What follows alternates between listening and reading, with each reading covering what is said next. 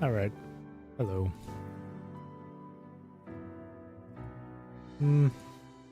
Bit of a wait here, sorry. Just had to quickly do some things. But I'm here. I'm here. And today, well, in case you haven't guessed it from the thumbnail and the title of this stream, gonna continue chapter 38, Sightline Breach. We're gonna finish it today. From nodes 11 to 21. And I know I said like I would do Norman after this, but like I guess it just depends on how long the stream will be.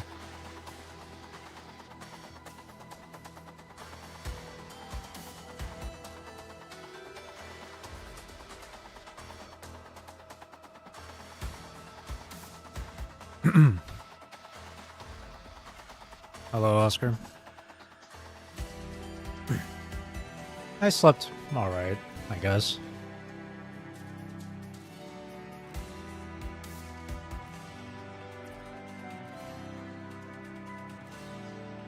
Let's just go through this real quick.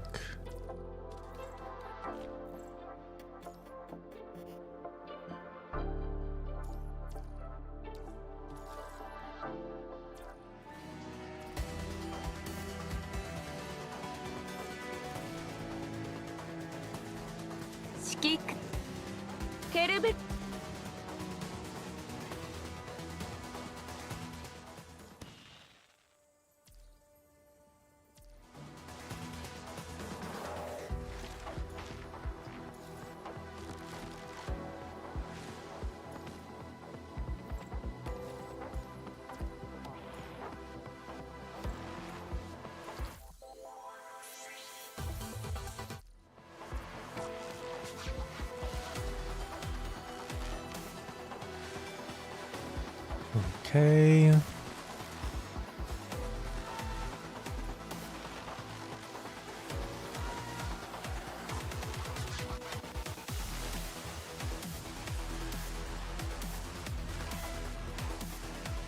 Month is going to end soon. The year went by pretty quick.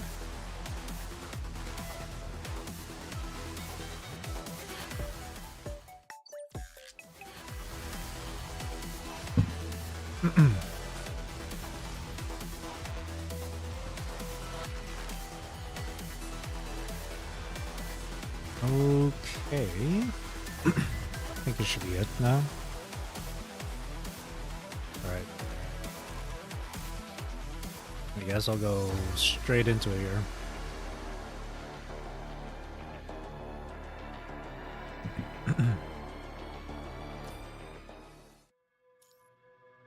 Knight and Rose. So gotta get the story stage achievement thing open.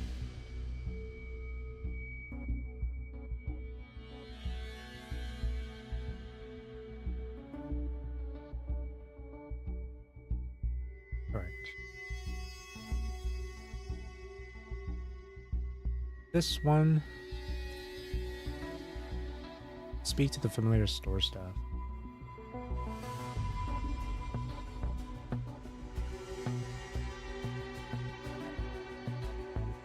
Okay. In the very first node, how do you know it appears as a barista? Choose any drink, finish the mission. That's what I did in the very first node. So then in this one, talk to her again. Okay.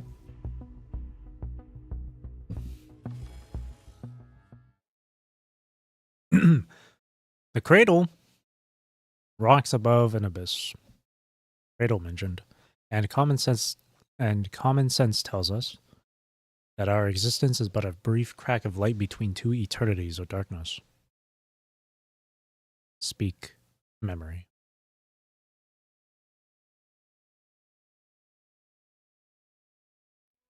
Wandering through the darkness, she was pulled into a dream. She remembered the past. Their fervor was the dominant theme of what they had called family.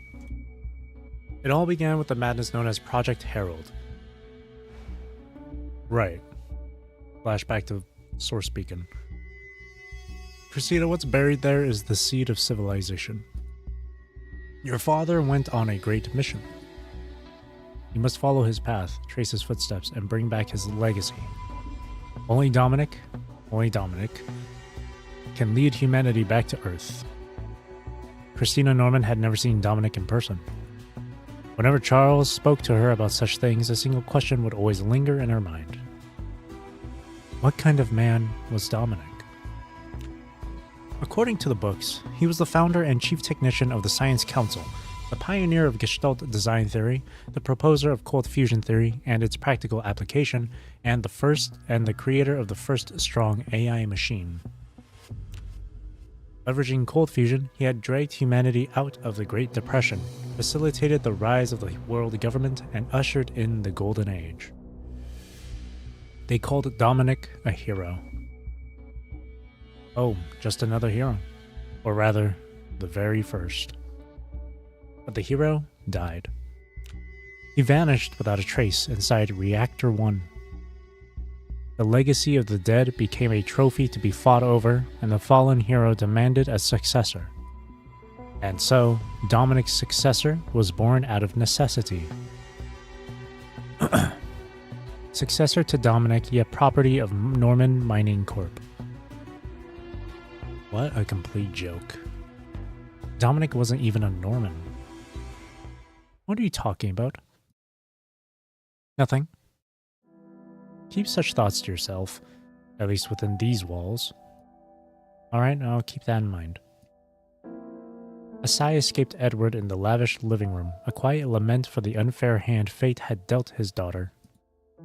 I know that you... After a long hesitation, the rest of his sentence died on his lips. Father, are they also sending you to the surface for Project Herald? Yes, they are. Lowering himself to a crouch, Edward offered Christina a gently forced smile. When I come back, you'll be free. You can be anyone you want to be. But none of the previous heralds ever came back. I will come back. Promise you, my little Teddy. With those words, Edward departed, drawn away by the urgent calls from beyond the door. If I remember correctly, Project Herald was them going into Reactor 1 or something? I can't remember. Was it something like that? Definitely had something to do with, obviously, Dominic. And the EV punching virus. He never came back. And Project Hell was like a bunch of groups always going into deep into where the punching virus was, but they would never come out. Or something like that. I don't remember. The Norman family held a symbolic funeral for Edward. It did not rain that day. Babylonia's weather cycle rarely allocated precipitation, and the world certainly did not orchestrate convenient rainfall for every moment of grief. So when tears streaked Christina's face, she had no rainfall to blame them on.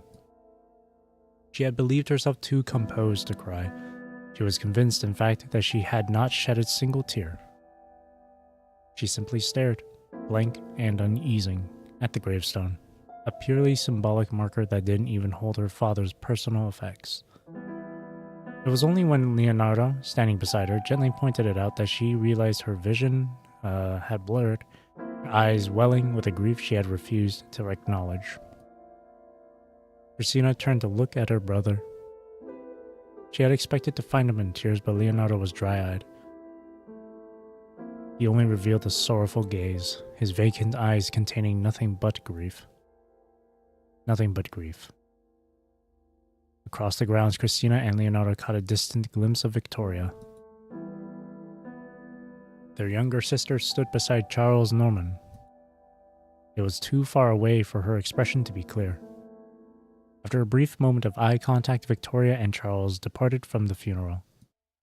Following suit, the other mourners gradually dispersed. In the quiet that settled in their wake, Christina overheard the whispered conversations of nearby guests. I always said Edward lacked the nerve for a true legacy. It seems I was right. Did you hear? One of the Norman cousins, Oakley, I believe her name was. She simply couldn't stomach Project Herald. Had a terrible fight with her family and fled Babylonia altogether. Huh. Can't say I blame her.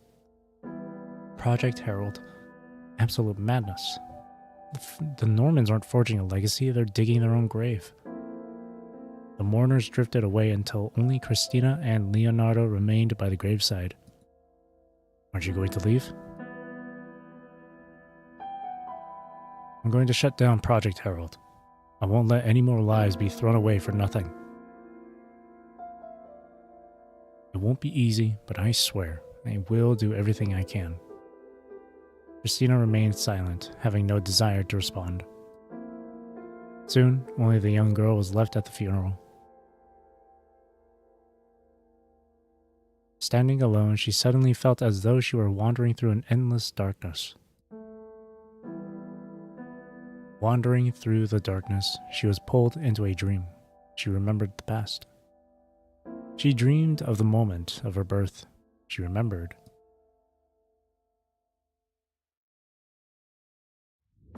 From behind the glass, the black-haired director of the third dark room watched, a knot of anxiety tightening in his chest.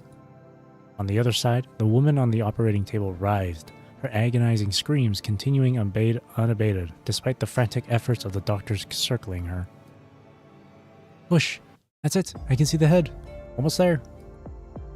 Ugh! I'm giving birth! The head's out! Take a deep breath. Good. Don't push now. Thank you, game, for doing the crying for me. The infant's cries echoed through the operating room, announcing her arrival into the world. It's over. You've done well. Once the umbilical cord was cut, the doctor moved in to whisk the newborn away for its initial examination. Behind the glass, the man released a long, relieved sigh. Let me see her. Before the woman's request could be granted, the doctors discovered something unusual. Blood loss is excessive. She's not clotting. He immediately decided to act. It's a postpartum hemorrhage. Get the crash cart. A sudden tension gripped the operating room, and the man watched as the medic's movements shifted into urgent, purposeful bursts.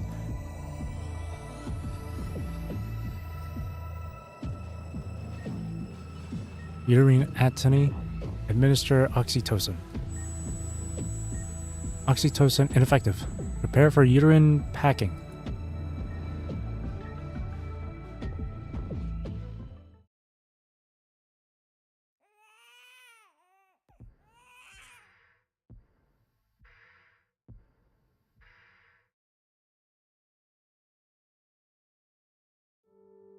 Mr. Yan, I'm sorry. Did everything we could. A look of bewilderment dawned in the man's eyes. Everything you could? What do you mean? There's a little time left. You should go in. Now. A hint of compassion tinged the doctor's voice. Yan Zhen entered the operating room. His gaze immediately found his wife's pale, exhausted face. Claire. She was barely clinging to life. Jen, let me see her. At Yan Zhen's signal, the doctor brought their newborn daughter close. Claire's eyes locked onto the baby and she struggled to lift a hand, her strength abandoning her. Seeing this, Yan Zhen gently cupped his wife's hand and guided it to their daughter's cheek. Her eyes, they're just like yours. My little Wano. My show you. The light in her eyes faded away. Why? Why did she bleed out like that? Edward asked in the Star of Life's corridor, his voice thick with bewilderment. The moment the words left his mouth, he recognized their futility. How's my wife now? He tried again, only to realize he'd asked another futile question. I'm sorry. We were only able to save the baby. Edward's gaze drifted back to where Christina and Leonardo waited, and a wave of helplessness washed over him. How could he possibly tell his children? There's something else you should know. It's about the baby's condition. What's wrong with her? It's a very rare condition called severe combined immunodeficiency. SCID. That's treatable, isn't it? A bone marrow transplant is all we need. The doctor looked at the director of the third dark room, and a pang of cruelty shot through him at the thought of what he had to say. Normally, yes, but her variant is a rare mutation. The standard curative protocols, they're ineffective. Her T cells and B cells are non-functional. It's a complete systemic failure. She has no adaptive immune system, no defense against any pathogen, bacterial, viral, fungal. So, you're telling me her entire life will be spent in a sterile room? The doctor turned his face away, every ounce of his focus bent on forming a reply. Yes.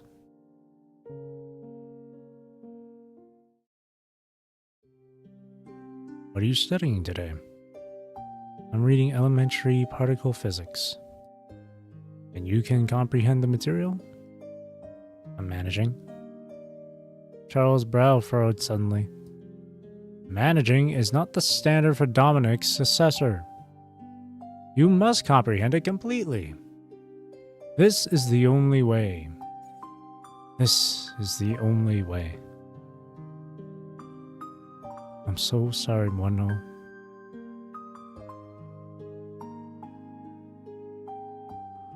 Inside the sterile room, the air filtration system hummed its ceaseless faint hymn.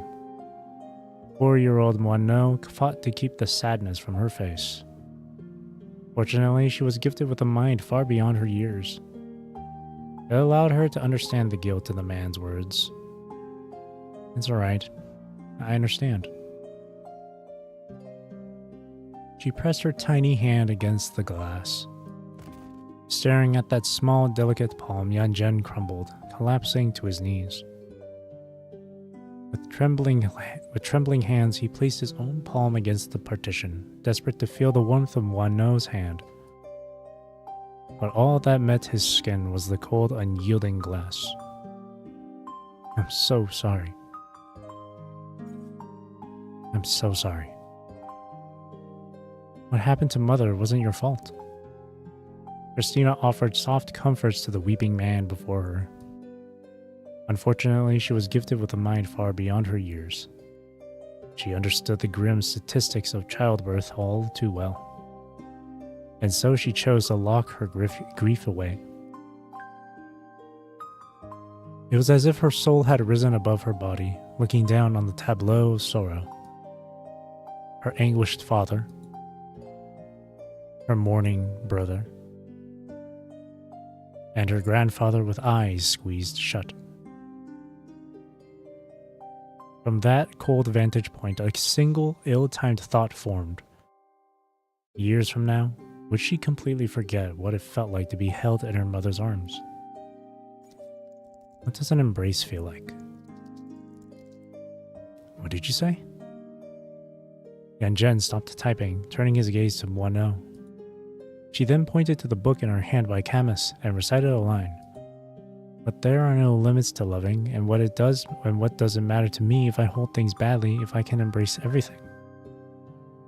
Dad, what does an embrace feel like? Yanjen was stunned, at a loss for words. An embrace feels like... It feels like eternity. It's like, for that one moment, nothing else exists or will ever end. Was it like that when you held Mom in your arms? A gentle smile touched Yanjen's lips, his eyes brimming with tender longing. Yes, exactly like that. Then I want to embrace you too, Dad. That's... Disappointment crossed Moino's face. Is it not allowed? Yes, of course you can. Half an hour later, Yanjen cautiously entered the sterile room. Having undergone 3 separate sterilization procedures, he was sheathed in a transparent isolation suit. He moved with a gentle, deliberate care, fearful of causing even the slightest infection in one knows fragile state. When he offered an awkward embrace, she melted into it, allowing herself to believe just for a moment that everything could indeed become eternal. Nothing is eternal.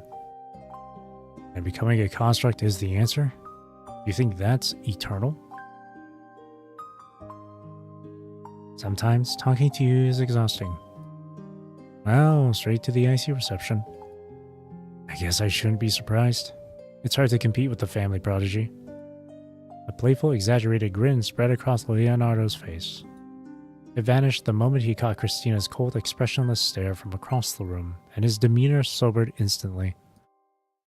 I'm not here to stop you. I suppose you've already run the Tantalum 193 compatibility test. It's just... Can't you just wait a little longer? You're still so young. Wait until when? Wait for a cure that doesn't exist? Yanjen rose angrily, but his leg buckled beneath him. He caught himself, his hand flying to his thigh in a gesture of pure frustration. I'm sorry, Dad. I just want to know what the outside is like. A sigh escaped Yanjen as he slumped his shoulders. The world outside isn't what you imagine, Wano. It hasn't been for years, not since the punishing virus. Let me start from the beginning. I'll tell you what the punishing virus is first. This is our reality now. The world government has retreated to Babylonia, hiding behind its walls. Then, what about us? How long can this dark room base last? A note of panic crept into Wano's voice. Never once had she imagined the world she dreamed of seeing could be considered destroyed. At our current rate, 4 years. It's a problem I can solve. I will find a way. Don't worry, I still have some influence with the world government. If you want to see the outside, you can start by exploring it through the network. How does that sound? I'm allowed? Yes, but carefully. Anonymously is safest. I can teach you the fundamentals. Your father has a master's in computer science, you know? I learned all this during my doctoral studies, and I was the head of Project Connection. Not a bad teacher to have. Alright, teach me. You want to learn programming? Why? Just curious about it. Does the old man know? He doesn't need to know everything. With quiet composure, Christina took a sip of red tea before she spoke. Fine. Well, as it happens, I have something for you. It's a virtual reality rig. You can use it to explore coding environments. I'll bring it over later. Boring. A little gratitude wouldn't kill you. I'm trying to help. How's Project Herald coming along? The same. Not a single successful candidate in any batch. I heard that... Despite his hesitation, he forced himself to speak up. Father's name might be on the short list for the next batch. You did it, Dad. I hacked at the registry. You're on the list for the next transport to Babylonia. Just like that? Yanjen could only stare, utterly stunned. He was no stranger to his daughter's genius. She had surpassed his own abilities in just 2 years, yet the reality of her successfully hacking Babylonia's registry system was beyond anything he had ever conceived. I had a lucky break. Their data isn't live linked to that Gestalt system. They only do batch updates during scheduled syncs. You did well.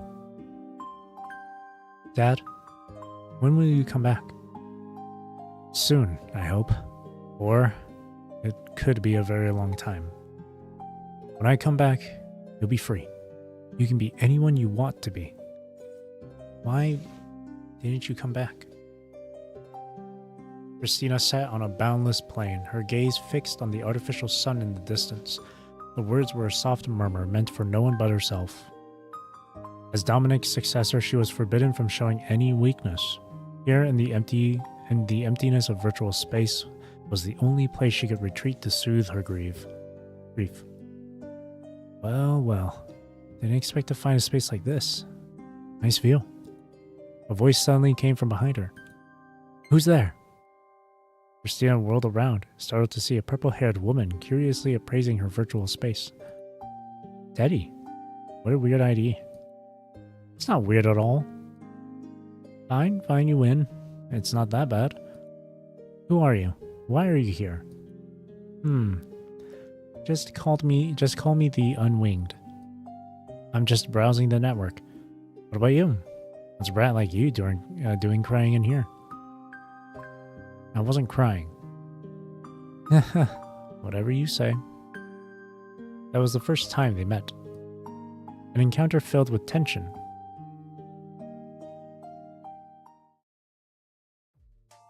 Three layers of firewalls, huh? A bit basic. Oh, now this trap has some teeth. Too bad it only caught my zombie.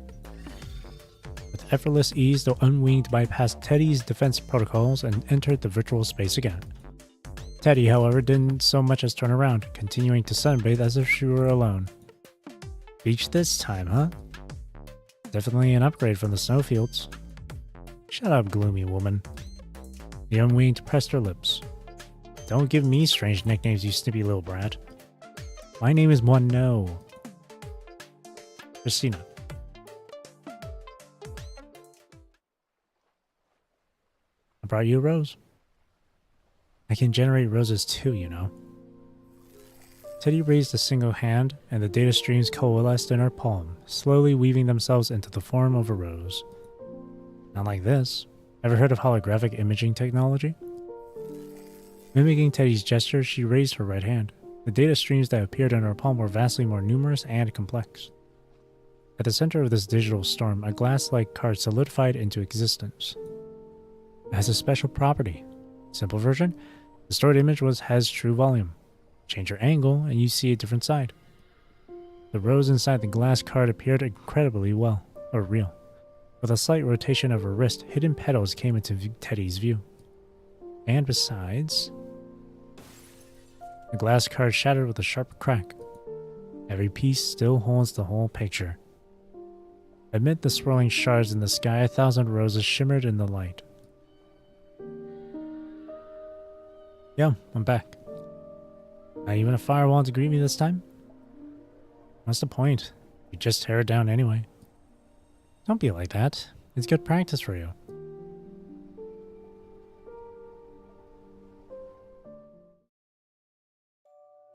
As the years passed in a blur of shared experiences, their relationship deepened.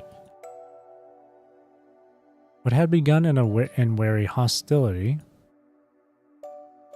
gradually became a sanctuary of shared secrets. For the first time in her life, Teddy found herself with a real friend. I'll take the construct modification surgery tomorrow. Doesn't that hurt like hell? No. You're really going through with it? I wanted to do it years ago, right after my father died. Oh, right around when we first met. Yeah, Leonardo talked me out of it back then. You actually listened to him? Teddy rolled her eyes at the Unwinged. I don't know how he did it, but he actually managed to make the Norman Mining Corp scrap Project Herald. I'll admit, that was impressive. I've been gathering intel on the Corp, blackmail material for the future. It might take a while, though. So, you can break free from them? Maybe. But I suppose that doesn't really matter. It's just trading a small cage for a bigger one. There's nowhere to truly escape to. It's still better than only knowing one cage. At least, you'd be able to spread your wings. The unspoken meaning behind her words landed with Teddy. What about you, Miss Doom and Gloom? Me? What cage are you trapped in? Who knows? Maybe I'm stuck on the moon or something. Frustrated by the Unwinged's constant evasiveness, Teddy abandoned subtlety and demanded a straight answer. When the time comes, I'll leave Babylonia and find you. On the surface. I never said I was on the surface. Panic edged the Unwinged's voice as she responded. We've known each other for years. I'm not an idiot. Wanna know? Let's set a time and place to meet in person. We'll talk about that later.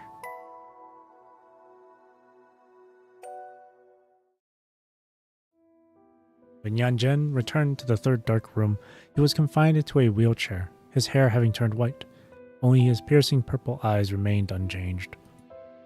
He brought with him advanced construct modification technology. Wano, do you have any requests for your frame? Wano lay on the operating table, gazing at the blinding surgical lights before closing her eyes. In the darkness, her mind conjured the pink-haired girl from the virtual space. Could you give me a pair of wings, even if they're broken? After the modification, would you finally be able to go see her? When they met again in the virtual space, they took a moment to study each other's frames. So, you became a construct too. It's just more convenient this way. I've left the Norman Mining Corp. That bastard Leonardo, he lied to me, went crawling back to claim his inheritance. I've already spoken with the engineering force. I'm heading to the surface on a mission with them.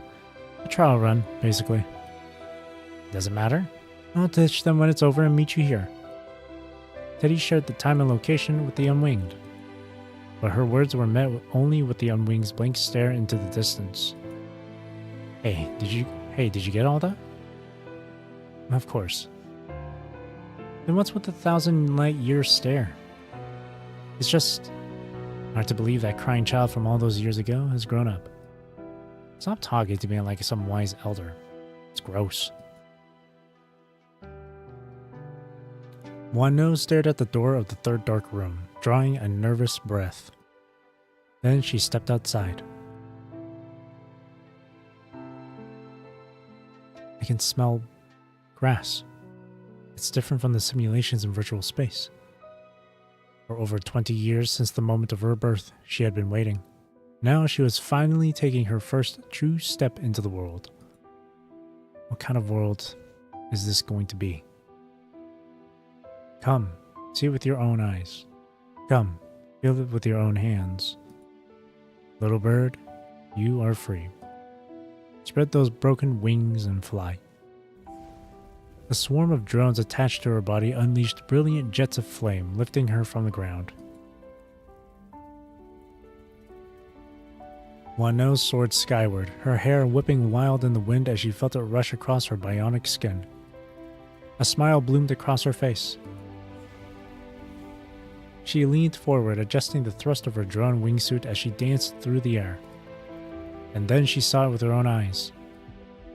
Blood and fire. Ruins and wreckage. The crimson virus spread across the land. Something was crumbling. What kind of world is this? Night had already fallen when Wano returned to the third dark room. Brushing past the researchers' greetings, she headed to the sterile room that had been her home for over 20 years. But something was different. Something had changed. After a long, hazy moment, she realized what it was. Oh, it's the air conditioning system. The noise is gone. Of course, it was silent now that she no longer lived there. The noise that had plagued her for 2 decades, the sound that had become a part of her, had simply vanished. This world out here, is it really a good place for her? She wondered if she should go meet Teddy after all. The meeting time was fast approaching, yet Wano remained undecided on how to face Teddy. Might as well meet her first, I guess. Dread weighing on her every step, she forced herself toward the meeting point. Suddenly, her terminal chirped. Dad? It was Teddy's first time on the surface. She stared at tumult of feelings stirring within her. At the fresh footprints she had pressed into the soil, a lone disturbance amidst the wild, unburdened weeds. I can smell soil. It's different from the simulations in virtual space. Someone nearby noticed Teddy. So, you're the newbie? First time on the surface? Name's Karenina. Just stick with me on this one and you'll be fine.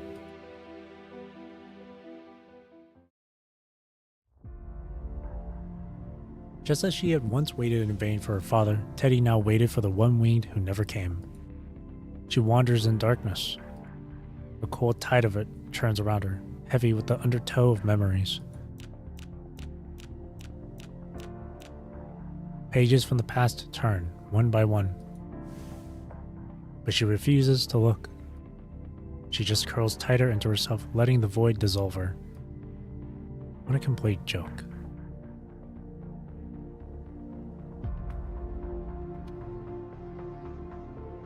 The cradle rocks above an abyss, and common sense tells us that our existence is but a brief crack of light between two eternities of darkness. Speak, memory.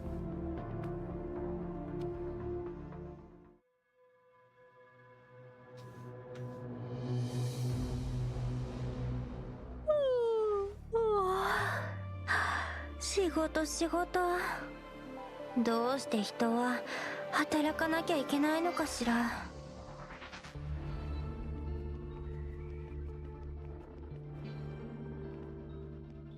Morning, Teddy. Are you going to be late? Watch out for your perfect attendance. Are you late too? I took the day off, using my comp time.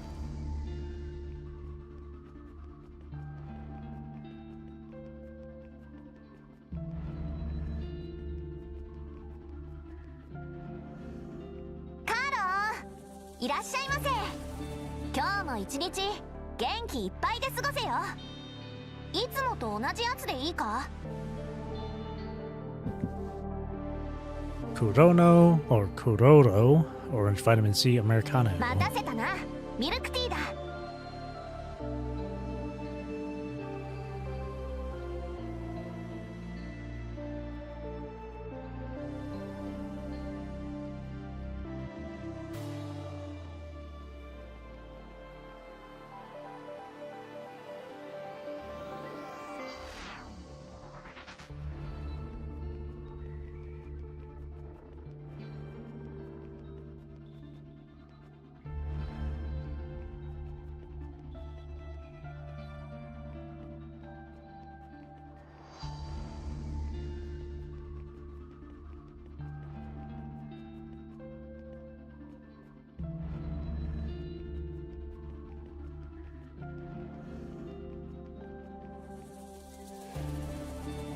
Morning. Okay, what?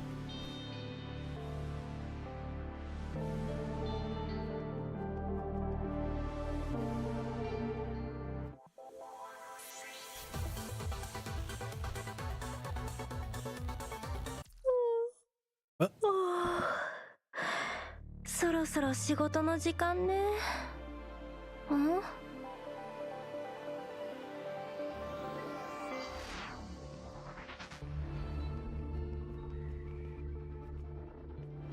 Going to be late? Watch out for your perfect attendance. Taking another day, what? So quiet. Just like always. Remember to get coffee. カーロー、いらっしゃいませ。今日も一日元気いっぱいで過ごせよ。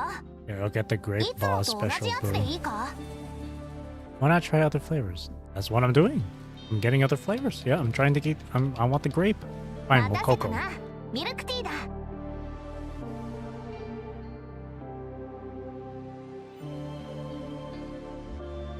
ここにこんなのあったかしら。 You shall not pass. Okay.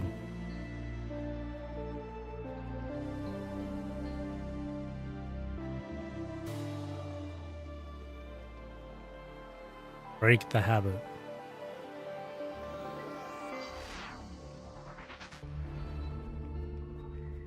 break the loop. Nice work.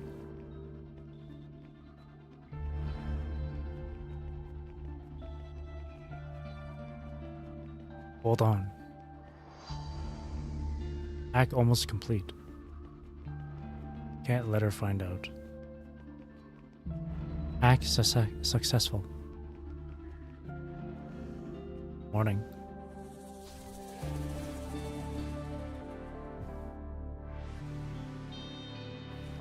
I hit my tap space one time, but it just finishes the dialogue immediately. I don't get to work properly.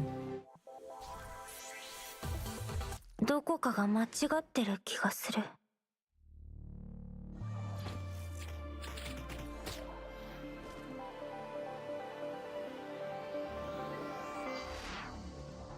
Aren't you? Whoops. See, the dialogue just goes by quickly even though I just tap space once. It's not letting me read it.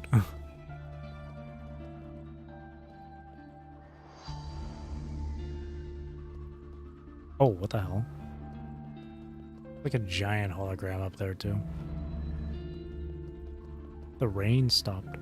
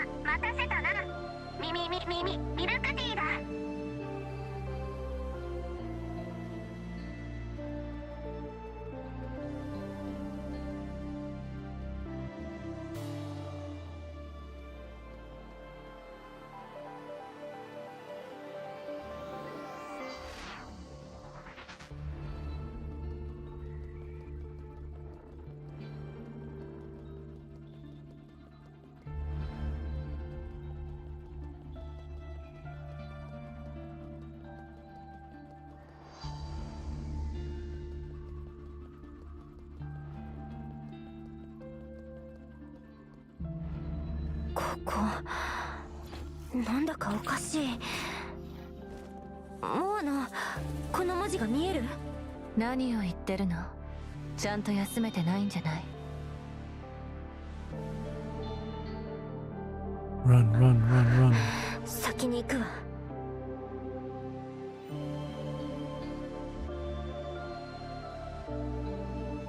Run.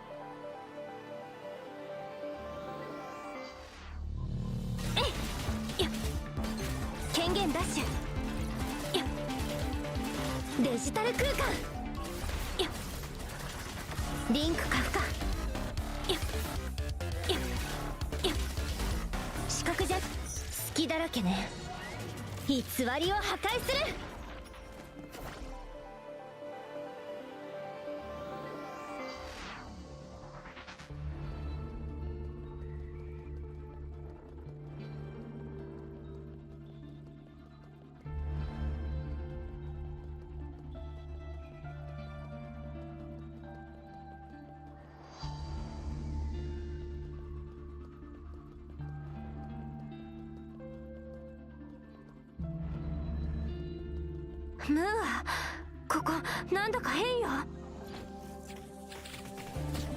エリシオンは目を覚まして。もう死んじゃった。エリシオン、楽園ですって。笑わせないで。ただのデタラメな夢じゃない。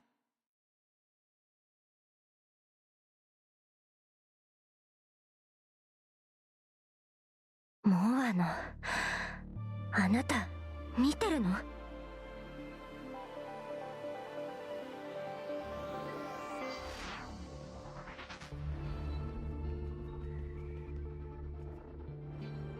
？Morning, Teddy. Morning, more. I'll have to do this with my mouse instead of using the space button. You look a little bit off. Been working overtime again? It's nothing. Goodbye. More.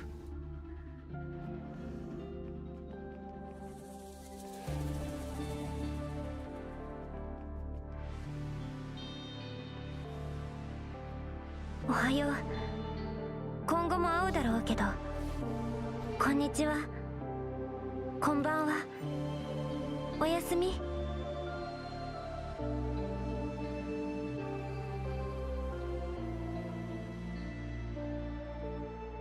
During the final cycle. That's kind of cute, though.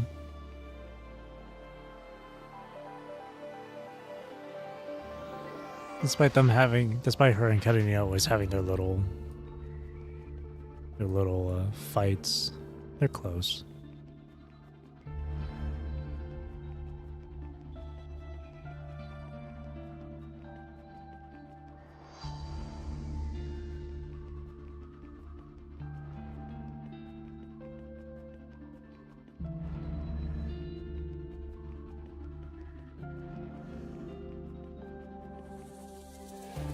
One knows not here.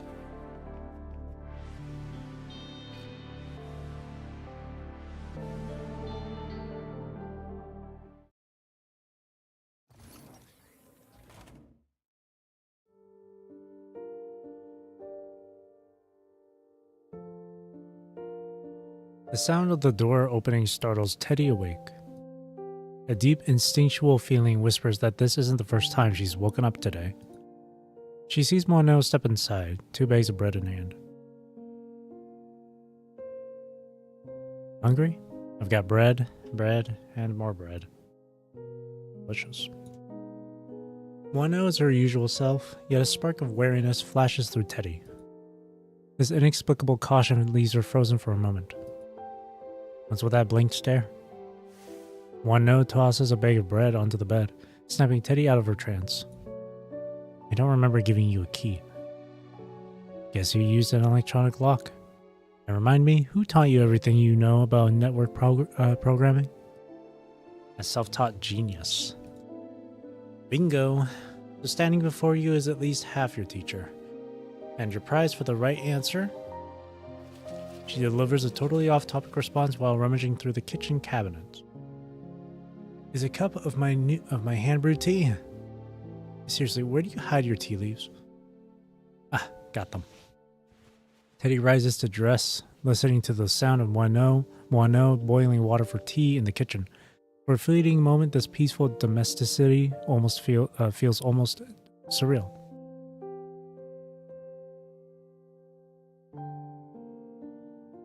Such moments were rare in the Norman family. Meals were prepared by chefs and eaten under the servants' watchful eyes, with proper table manners strictly followed. Everyone was performing their rigid pre-assigned roles in the grand play of being a Norman. It was strange to think how a family, once a mere mining corporation before Dominic selected them as allies, had accumulated so many aristocratic customs. New money, it seemed, could indeed be polished into old nobility. Moineau returns from the kitchen, placing the freshly brewed tea before her. So, what's the real reason for the dawn raid? Do I need a reason? Maybe I just wanted to see your morning scowl. Teddy took a deliberate sip of the tea. Your brew is horrible. He finished their breakfast in the drowsy haze of early morning. Case files are thin. The bureau actually approved a day off. So, feel like getting some air? The faint chirping of sparrows drifts through the window, and Teddy turns to see several of them chattering on the windowsill. No cases, really. Yeah, so we might as well go out for some fun, you know?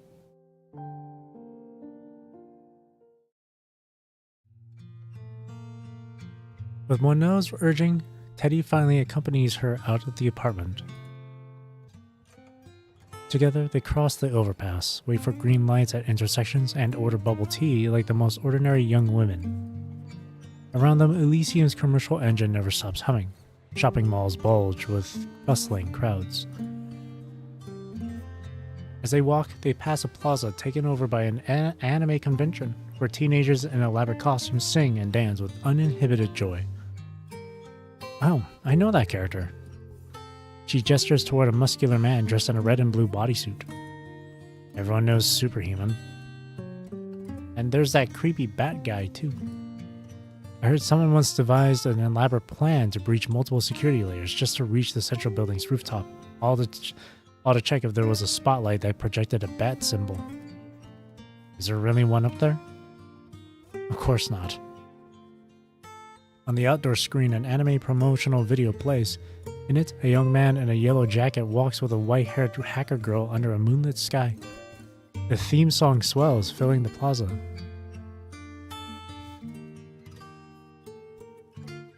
Isn't that just Cyberpunk? Edge Runners? I've never seen it, but I do know about the characters. That just sounds like Edge Runners. Young man in a yellow jacket, white-haired hacker girl. That's, their names are like David and Lucy, right? Because I really want you to stay here. The soft plastic of the bubble tea straw yields, denting and flattening under the pressure of her teeth. That really is Edge Runners. Do you want me to stay here with you two? One No's hand, which had been stirring the ice in her cup, freezes mid-motion. You're thinking of changing jobs? Yeah. Any suggestions? The straw circles her glass once more as a smile breaks across One No's face. Whatever works. I can take along and quit with you.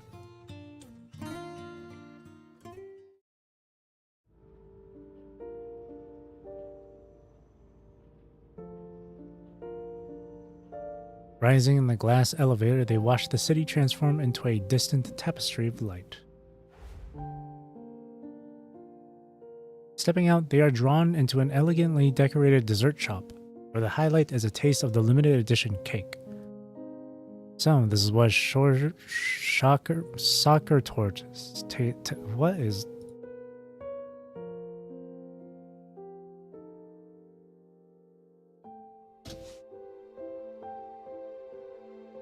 It's like a cheese. It's a chocolate cake. A chocolate sponge cake covered with chocolate. How do you fucking pronounce it? Zuckertorte. Oh, German/Austrian.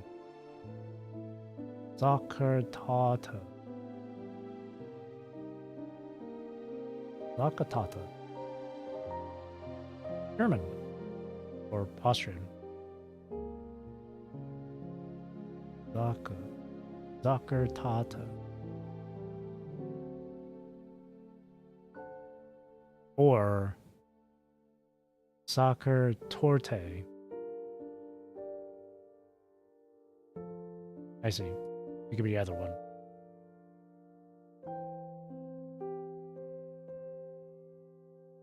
Oh, I see. If it's UK, then it's Tata. Or if it's US, Torte. Soccer torte.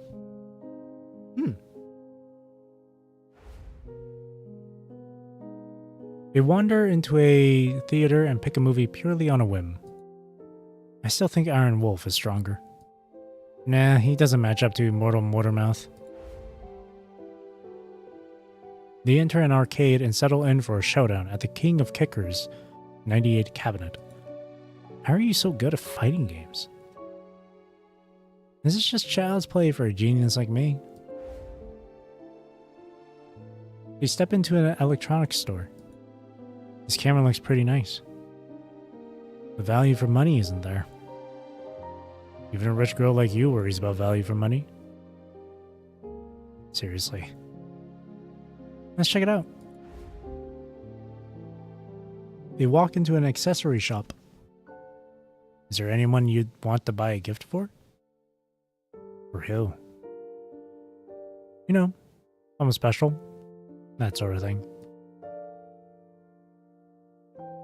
There must be someone, right? A familiar figure flashes through Teddy's mind. You owe me so much already, so asking you to promise me just one thing isn't too much, is it? Who is that? That expression says it all. I knew it. On the street, Wano's camera rises, capturing the scene. Hey. Teddy turns at the sound. The shutter clicks, capturing her profile in a flash. The photo transforms the city lights into layered streaks and smears the passersby into ghosts. Teddy alone stands in stark relative clarity. It's out of focus. It's all digital noise and your shutter speed is completely off. You clearly don't know the first thing about photography. Not everyone's a privileged young lady who's an expert in everything. The day gradually slips away as they wander about. They find themselves back in the plaza where they first began, now transformed. The anime convention is winding down. The big screen has gone dark, no longer cycling through vibrant animation clips. Now only a raw punk song echoes across the vast space. In time, I want to be your best friend. Teddy watches Wano under the streetlight, where a misty, dreamlike glow envelops her. You're very cheerful today. More than you used to be. Am I that different? More like an actual living person now. I thought that look of doom and gloom was a permanent fixture on your face. Want to go check out the rooftop at the central building? Why there? We might run into creepy bad guy there. Who knows? Sure.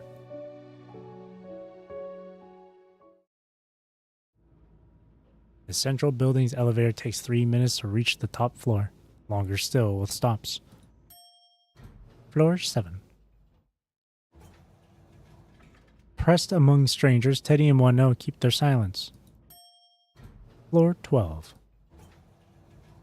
The doors part and seal again. Floor 15. The crowd begins to thin. Floor 19. They lean into opposite walls, a mirrored tension. Floor 20. Their eyes carefully avoid meeting. Floor 24. Through the glass, the cityscape below softens into a smear of light. Floor 28. Overhead lights stutter, neglected for far too long. Floor 30. Their shadows warp on the walls, stretching into grotesque, comical shapes. Floor 35. The last of the other passengers disembarks, leaving only Teddy and Wano in the elevator. The faint, grinding hum from the elevator shaft sets Wano's nerves on edge. The doors slide open onto the top floor. Ahead, a small terrace door stands partially ajar. Around the corner, a final flight of stairs leads up to the rooftop helipad. The night wind sweeps in, cool and insistent, tousling their hair. Well, looks like there's nothing here. Yeah, absolutely nothing. Should have brought some snacks. Not like food would help anyway. Right. Constructs can function just fine without eating. A strange emotion hangs in the air. Sadness, perhaps. Wano draws an electrolytic vape from her pocket. She takes a long pull, the vapor passing through her artificial lungs before she exhales a shimmering, meditative cloud. You know, that's not what I mean. Wano's hand trembles at Teddy's words, but a glimmer of hope remains in her eyes. She exhales a plume of smoke that the night breeze snatches it away, vanishing in an instant. Her barely audible whisper fades with it, into nothingness. Please. I brought you a rose. Please stop. Teddy raises her right hand and tosses a glass card into the air. Does it really have to come to this?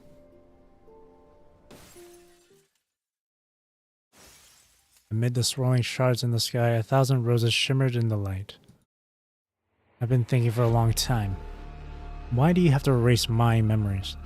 Why go to such extremes to play these games? Wano, what are you? What are you people really plotting against Babylonia? From the distance, the sound of measured footsteps approaches. With each step, a man with fury burning in his eyes draws nearer. Swear it all. I choose the truth. Swear it all. What is this? I couldn't help myself, so it's not really my fault, right? Why do I see Karenina everywhere? But really, who wouldn't want to take a look, or two, or many, when they see an engineering force captain selling milk tea? I couldn't help myself, so it's not really my fault, right? My database must be overloaded with too many of her highlights, making her appear whenever I look. Time to clear my collection. Since she did give me a little hint, I picked one that's not too embarrassing for you. Feel free to show it to her. I'm looking forward to her reaction. Stamp. I'll help you.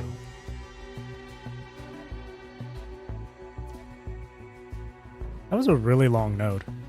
That was actually like 1 hour long. That was a 1 hour long node. It was quite a bit of dialogue. World of Bliss.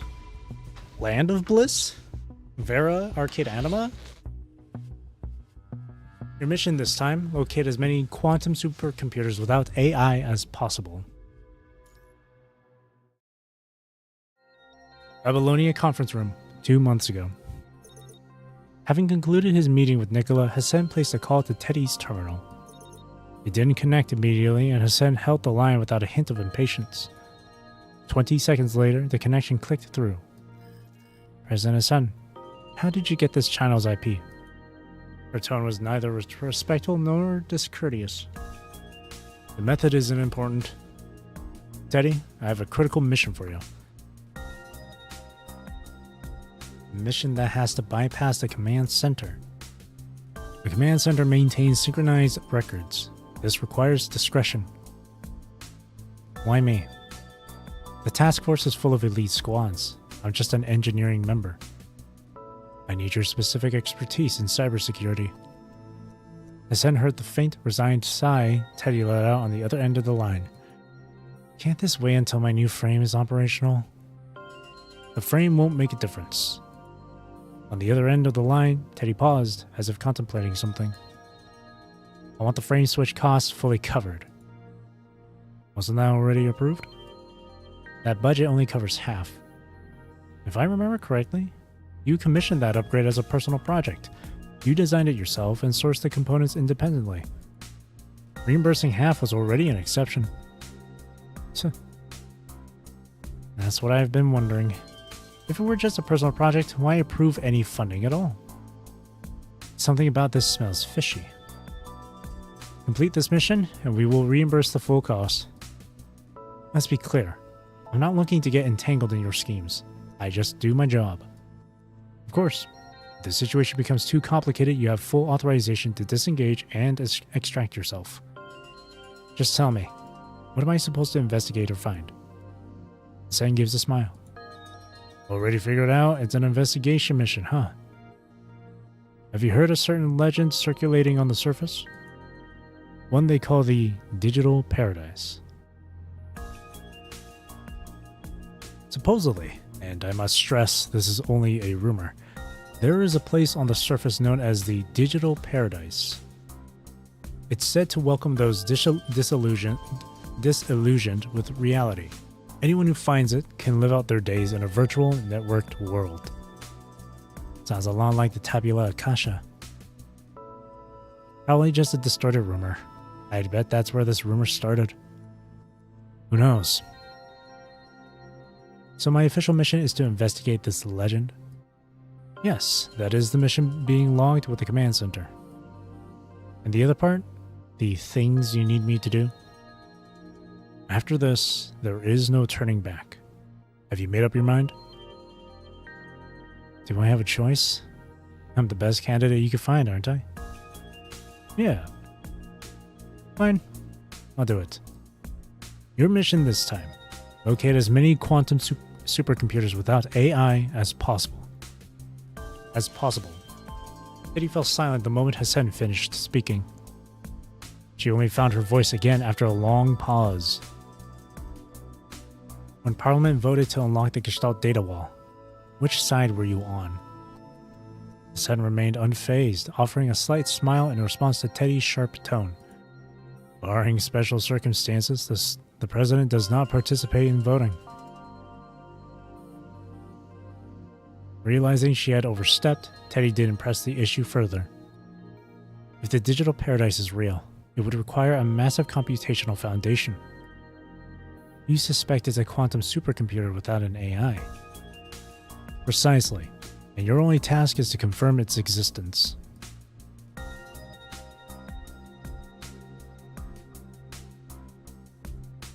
Surface 1 month ago.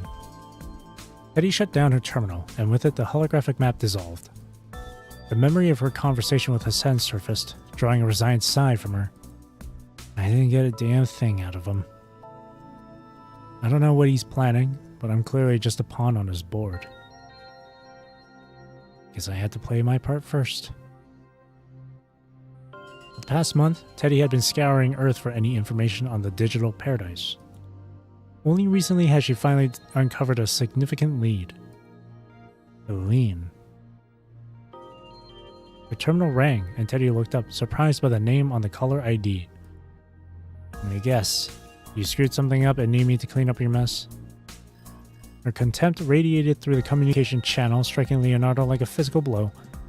Is that really what you think of me? My reputation has fallen so far. With a dramatic gasp, Leonardo clutched his chest in faint heartbreak. I had to add in that. Yeah, I had to add in the gasp. Spare me the performance. What do you want? The old man is dying.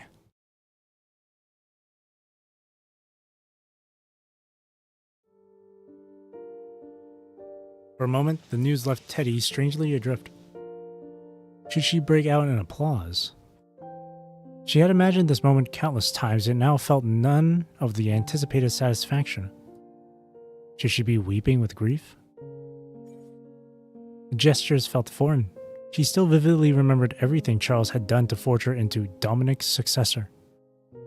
But worst of all, Charles initiated Project Herald and sent his own son, Teddy's father, to his death. For him, she could summon neither triumph nor sorrow, only a chilling, profound detachment. Oh. How cold-hearted. Teddy shot Leonardo a glare. The family's already making arrangements. It's going to be a grand affair. By the way, Victoria seems quite dedicated to running the corporation. Sometimes I see a bit of the old man in her. And Gio? There are perks to being a carefree gentleman of leisure, but you have funds to enjoy.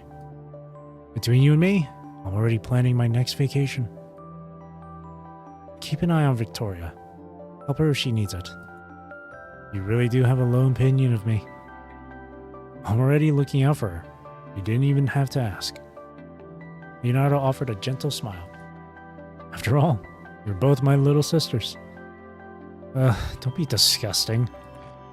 The call concluded. Teddy turned her attention back to the mission, her eyes fixed on the distant conservation area.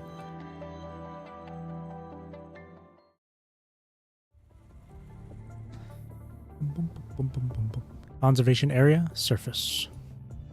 The lead brought Teddy to a structure so dilapidated it was charitable to call it a shop. It was a single-room warehouse, its doors slightly left slightly open. A crudely lettered repairs sign hung at the entrance. Inside, the air was thick with the scent of machine oil. Rusty shelves lined the walls, bearing an assortment of well-used tools. A young man with chestnut brown hair glanced up as she entered. He reached for a tattered rag, cleaning the stains from his hands before offering an enthusiastic greeting. Hey there, name's Tony. This is my place. What can I fix for you today? Teddy cut to the chase. Do you know Eileen? Tony's smile wavered slightly. Lots of folks pass through. Can't remember everyone, and Eileen's a common name. Mind if I ask, who are you with? And what's your business with Eileen? I'm Teddy, Vice Captain of the Babylonia Engineering Force. Hearing her answer, the hostility in Tony's demeanor visibly drained away. Let's skip the act. I know you're with that emergency sunshine group. It's for a better tomorrow. Sunshine sunlight shines on all. Battlefield Trauma Emergency Rescue Team. Look, Eileen's not here. We don't even know where she is right now. Who was she talking to before she left?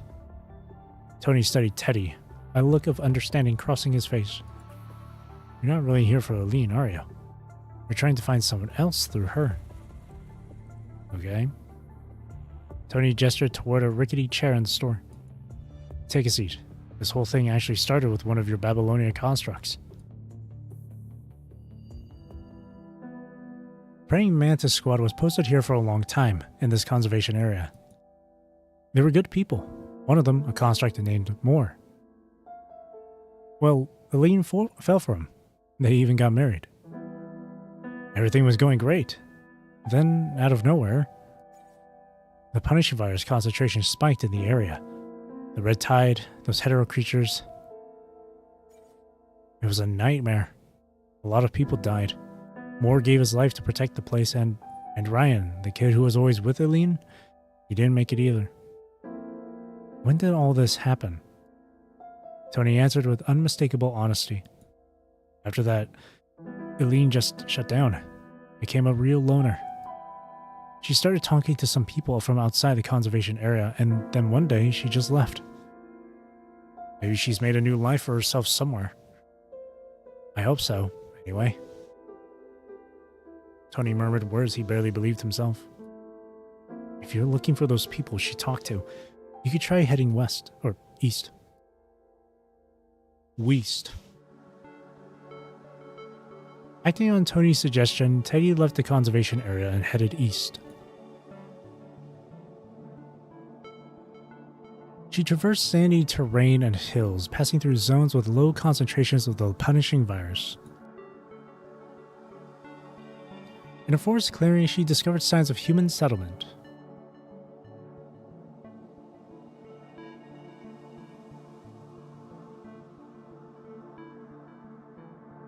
After tailing the group for 3 days, Teddy arrived at a location nestled among the mountains. This must be the place. After contacting someone through their terminal, the leader of the merchant group waited in place. Teddy watched them unload supplies and talk amongst themselves, but 7 minutes later, a cold dread settled in her gut. I've been spotted. Realizing this, Teddy immediately retreated. The question of how burned in her mind, but before she could dwell on it, something unexpected happened. Her own terminal flared with a warning from an embedded security program. A reverse hack? It's transmitting my coordinates. She ran, her fingers flying across her own device to fend off the relentless cyber attacks. And then it hit her. The intrusion technique, the specific, brutal elegance of it, was all too familiar. She had seen it countless times before. A name rose to the tip of her tongue, but the word caught in her throat. Moi. A heavy thud landed behind her. She never imagined they would meet again like this. Turning slowly, she was met with a flash of that familiar lavender hair. One no. The figure stared back, her face a mirror of Teddy's own shock. Why did it have to be you?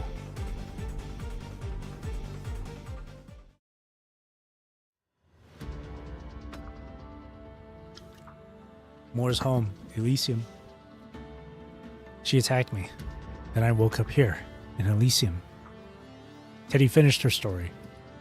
The battle at the morgue had ended the night before, and this morning she had knocked on their door.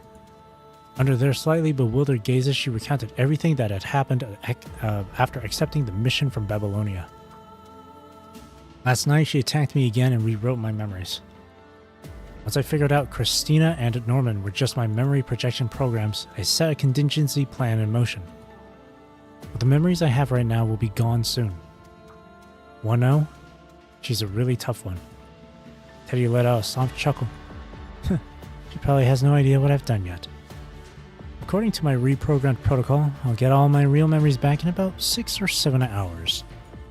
My previous protection programs discovered that the top floor of the central building houses Elysium's core. It's the interface connecting the external quantum supercomputer to this world. When the time comes, I'll lure Moineau to the rooftop to settle it all at once. Once it's decided, I'll use that interface to return to the real world. Moore's mind reeled, overwhelmed by the torrent of information, leaving him unable to process another word from Teddy. I came here because I believe you have the right to know the truth. And then, I hope you won't stand in my way. I'm not sure what 1-0 is planning. Her motives are too ambiguous. Teddy's gaze fell. When she spoke again, it was less to him and more as if she were thinking aloud. There's no reason for her to attack me and rewrite my memories. It doesn't add up. It's too extreme. Unless there's something Teddy from Babylonia was never supposed to find out. Whether Deshina was to you so good. Truth. Purifying force on duty. Defector, stand down and surrender. The door clicked shut behind Teddy, leaving Moore's home steeped in silence. Inside, the air grew still and heavy. Moore could only stare vacantly at the sorrow's end on his windowsill, rendered speechless. Moore. So you knew all along? As Teddy's account unfolded, Moore finally understood. The visions in his mind were not hallucinations, but memories.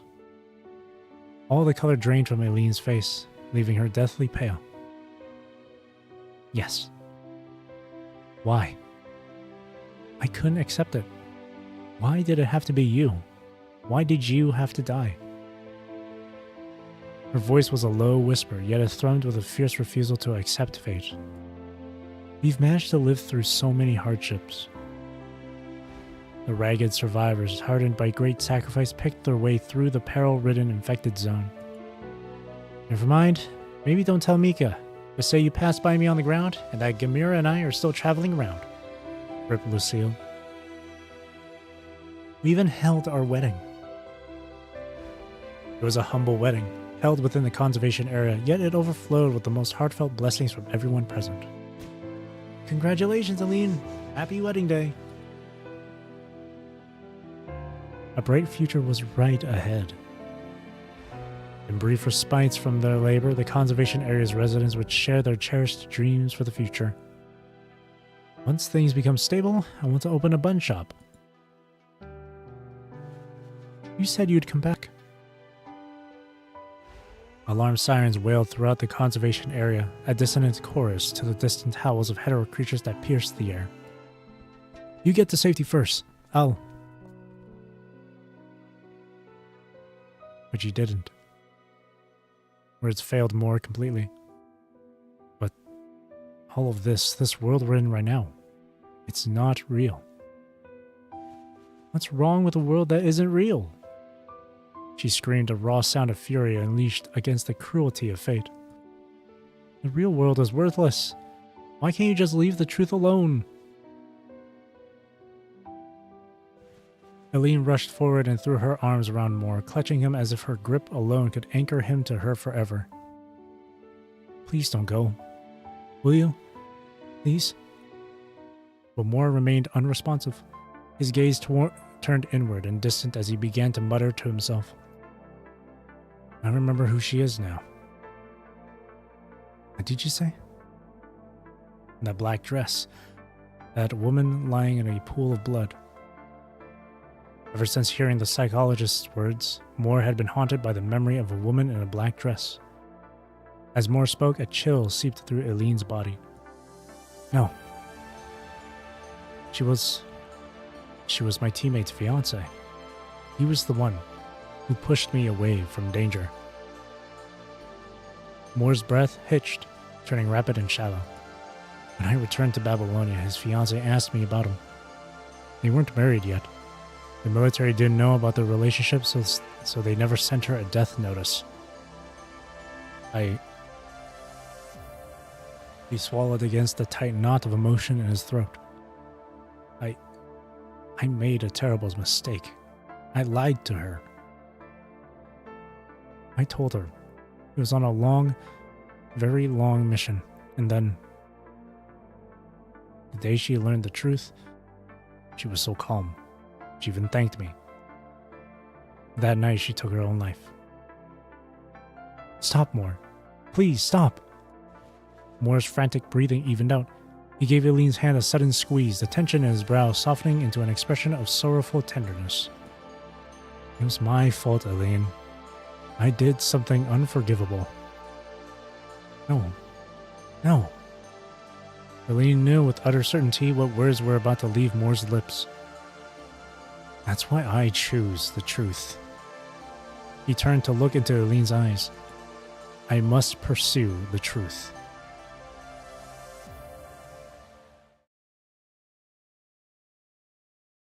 A conservation area, surface, 3 months ago. Fresh from a completed mission, Crow wearily walked into a tavern. After ordering an alcohol-flavored electrolyte, he glanced at Kali beside him. So, what are you going to do with all that time off? 5 whole days. That's a luxury we never get. Kali swirled the sparkling water in her glass. Sleep until I forget what day it is. Then, some frame maintenance, maybe just curl up with a few novels. Really? Not even going to step outside? See people? Let someone else have the fun. It's not for me. And you? Haven't figured it out yet. Gotta go see Moore first. It's time to send his remains back to Babylonia. After that, all that's left is a name on a wall. I can't do it. I just can't face it. Lay some flowers there for me, okay? Crow didn't push the issue. Everyone mourned differently, and Kali clearly preferred to process her grief alone. After finishing his electrolyte drink, he stepped out into the night. Night? It's clearly day, but... The cool air cut through the haze in his head, and for a fleeting instant, Moore was there, standing right beside him. He wore that same goofy smile, but his fiery eyes pierced through Crow with the intensity of a physical wound. Don't look at me like that. The blood and fire of that day came roaring back, a phantom dance of chaos around him. Though Crow's service record marked him as a veteran, the death had never felt as intimate as it did then. A bone-deep chill seized him, and for a fleeting moment he surrendered to it, almost welcoming the rip of the hetero creature's claws. But he had lived. Moore had died instead. In the final second, Moore had shoved him to safety, a life for a life.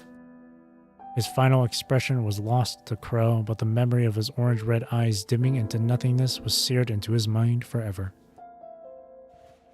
Damn it. I even promised I'd have your back.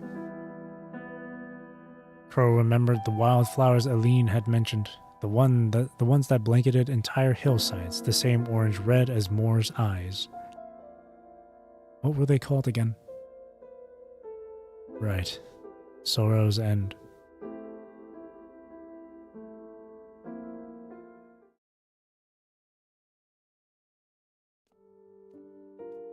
Crow made his way to a corner of the conservation area with 3 transport aircraft from Babylonia were parked.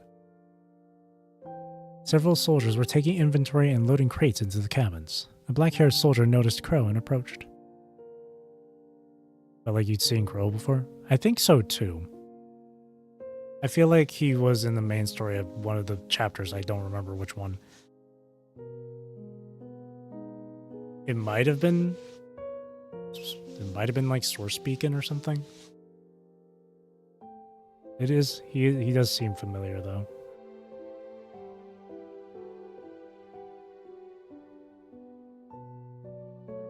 Didn't expect you to see you here. I haven't seen any orders for your return to Babylonia.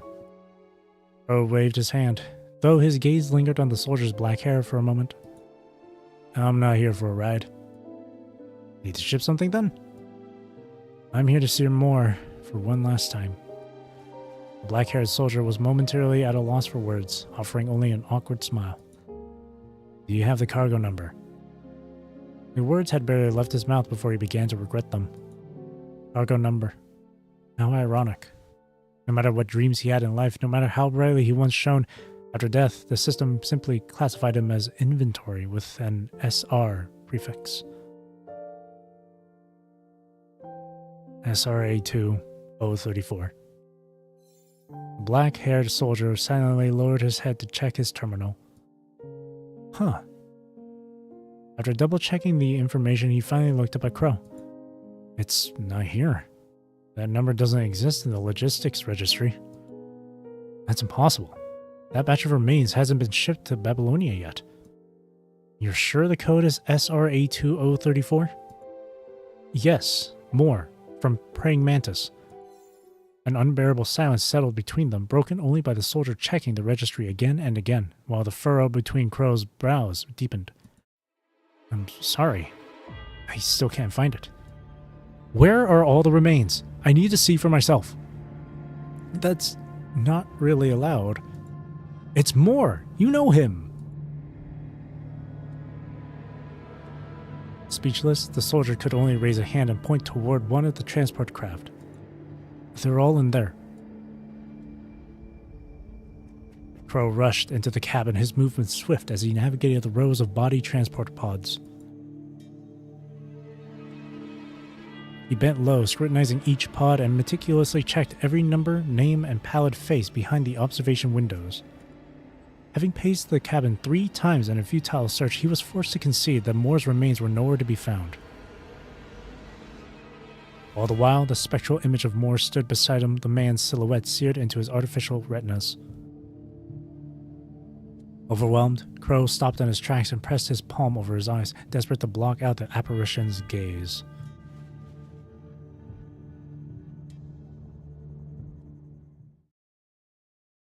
I'm guessing Eileen took him. Eileen took the remains. Babylonia, recently. Crow walked into a secluded archive room. He had been relentlessly investigating the matter ever since Moore's remains disappeared. This is the place. Thanks to his lengthy service record and extensive connections, Crow's investigation had uncovered several leads. A Babylonia counselor had been regularly embezzling supplies through backdoor operations, and Moore's missing remains appeared to be connected. Babylonia supplies for conservation areas are always coming up short. Makes sense. I'd be more surprised if someone wasn't skimming from the top. While he couldn't touch the digital archives, Crow could, with considerable effort, access the physical records of Babylonia. Only 20 minutes. Can't waste a second. Inside and outside the archive room, 3 members of the Purifying Force silently moved into position. As Crow flipped through files taking photos, blades were poised to strike. With barely a whisper of sound, Isarius of the Purifying Force lunged down from atop the file cabinets. A standard knife would need only a second to sever Crow's right arm at the shoulder. In the split second before the blow could land, Crow rolled desperately to the left. The blade sliced through the space he had just occupied, carving a deep gash into the floor.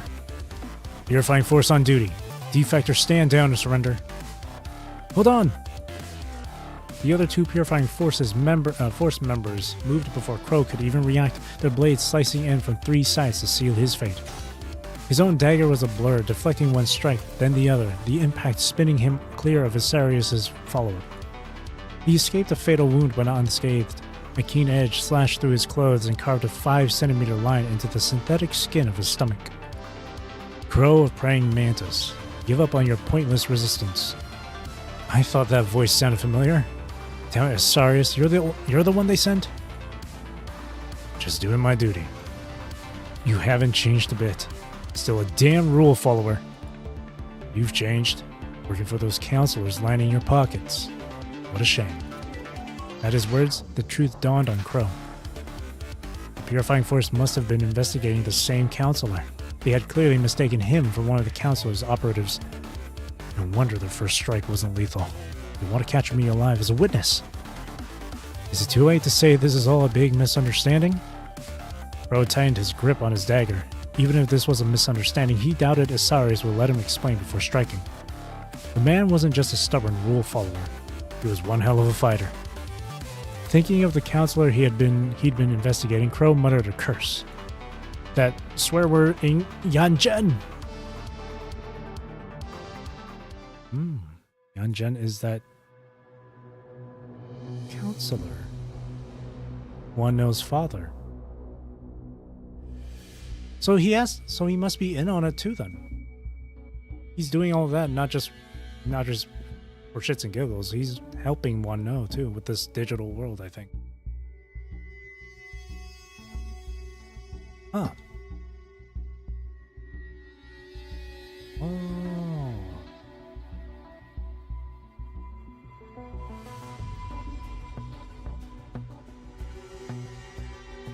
Neural wandering, invasive brain machine extension applications, a hypothesis.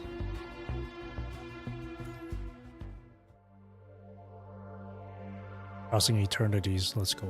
Okay, never mind. Damn, what a tease. Yan Zhen's office features a window that frames a direct view of space, and at certain times a glimpse of Earth. His only personal request upon becoming a world government counselor was for an office with a window looking directly onto space. And that concludes today's work. He signs the final report with his right hand, softly utters the words, and caps his fountain pen in a single practiced motion. I'm afraid your day isn't quite over, sir. You have a private meeting with President Hassan in 23 minutes. Yes, of course. One last task. One last task of the day, sir. The world government still has need of you, after all. Yan Zhen answers his assailant's flattery with nothing but a faint, non-committal smile. Or assistant. Thank you. That will be all for now. I can manage from here. Are you certain, sir? Yan Zhen nods, his gaze resting on the assistant who has been at his side for many years. I'm not entirely helpless yet. A brief glance from the assistant falls upon Yan Zhen's wheelchair. Understood. I'll take my leave then. The door whispers shut behind the assistant, and a deep silence settles in the office. Yan Zhen's right hand guides his wheelchair to the window where the distant Earth hangs in the void. He has occupied this spot countless times, using the planet as a backdrop for wrestling with endless, tedious paperwork. But today is different. This time, the sight of the blue planet sparks a memory of running across its surface. The recollection is immediate, visceral, and then it's gone. A pang of sorrow hits as he realizes the sensation has evaporated, leaving no trace. I was quite a runner once. His thoughts drift, and he is pulled back more than 30 years. Kowloon Central University in Kowloon. Under the dim glow of the track lights, 26-year-old Yan Zhen finished his evening run and spotted a friend approaching. Yan Zhen, I had a feeling you'd be here. Balancing with one foot on the steps, Yan Zhen threw his reply over his shoulders as he leaned into the stretch. Yeah, it'll be the last time I get to run this track. I thought you were staying on at the university. With your record, you could easily... You know that's not the path for me. Then what is, Yan Zhen? You turned down Kowloon Central, even the Science Council. And I heard that Transatlantic United and Arctic Route made offers too, but you still... The sight of his smile made the words die in her throat. Is some corporate job really what you want? What happened to all those ideals we used to talk about? All those dreams of changing the world. With a silent shake of his head, he wrapped up his stretching and motioned for them to walk back to the dormitory together. They're offering a very competitive package. You know why I need it. How's your mother doing? The same. No better, no worse. That accident. Yan Zhen, it wasn't your fault. You... Claire. Please. Yan Zhen's tone shifted, shedding its usual lightness. The sudden seriousness sent a jolt through Claire. She knew instantly she had misspoken. I'm sorry, Yan Zhen. I understand. A faint smile touched Yan Zhen's lips. as it is my responsibility. 15 years ago, a young Yanjen had only one wish, to cook a meal for his sick, bedridden mother. Growing up in a single-parent household, he was acutely aware of her struggles. He dreamed of the smile that would grace her face when she awoke to a prepared dinner. That dream ended in flames and thick smoke. The precise cause had faded from memory. Whether it was faulty wiring or his own childish error, it no longer mattered. His mother managed to drag him from the inferno, but in doing so, she inhaled a toxic dose of smoke. The damage resulted in pulmonary fibrosis, condemning her to a portable oxygen respirator for life. What about you? I heard you accepted the Science Council's offer. I did. The terms were quite compelling. Maybe I'll end up there someday. When I do, I'll be counting on you to show me around. Claire didn't smile at his joke. I will always. Claire. Huh? Look. Yanjen pointed toward the woods where a sparrow with broken wings lay crumpled on the leaf-strewn ground, its silent gaze fixed on the sky. He walked over and crouched down, staring at the tiny, motionless body. Life is always so fragile. Claire remained where she was, silently observing the black-haired young man. She was struck, as she often was, by the inscrutable sadness that clung to his gentle, scholarly soul.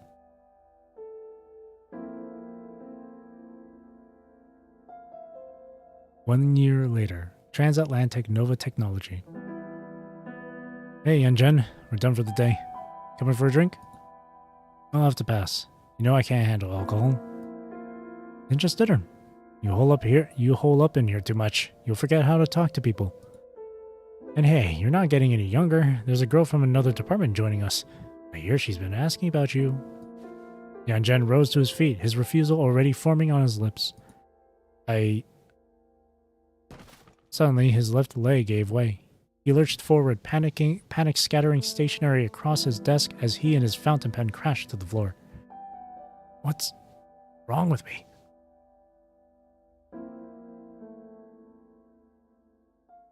The diagnosis is amyotrophic lateral sclerosis, ALS. I know this is difficult to process, but with current treatments, we can effectively manage the symptoms. With consistent medication, patients can maintain a good quality of life for up to 30 years. Up to?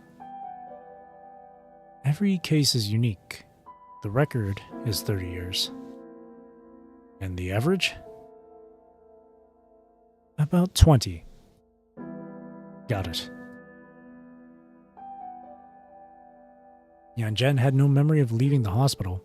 He was only jolted back to awareness by the ring of his terminal, finding himself already at the entrance. An unknown number glowed on the screen.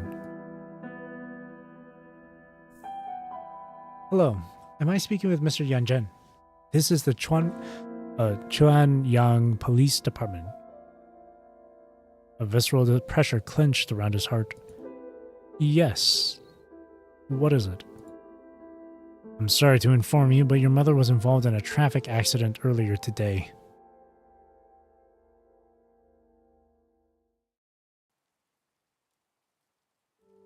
The day of the funeral was met with rain, a light drizzle yet bone-chilling cold.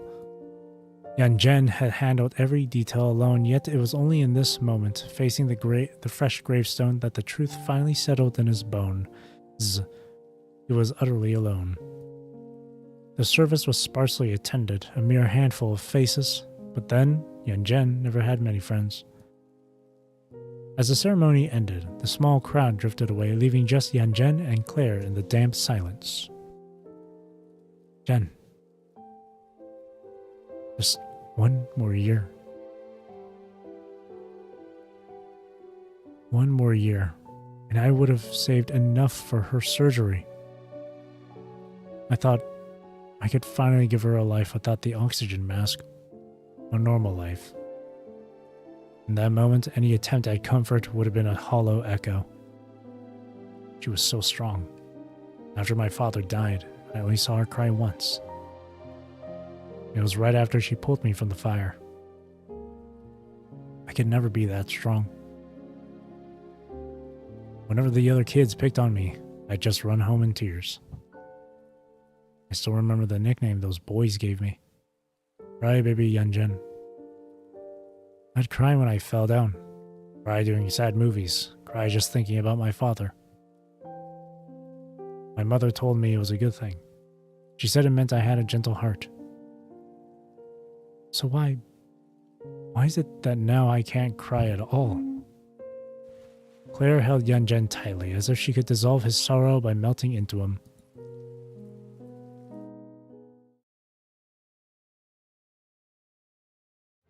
A year after the funeral, they got married. It was a small, quiet ceremony, shunning any loud celebration.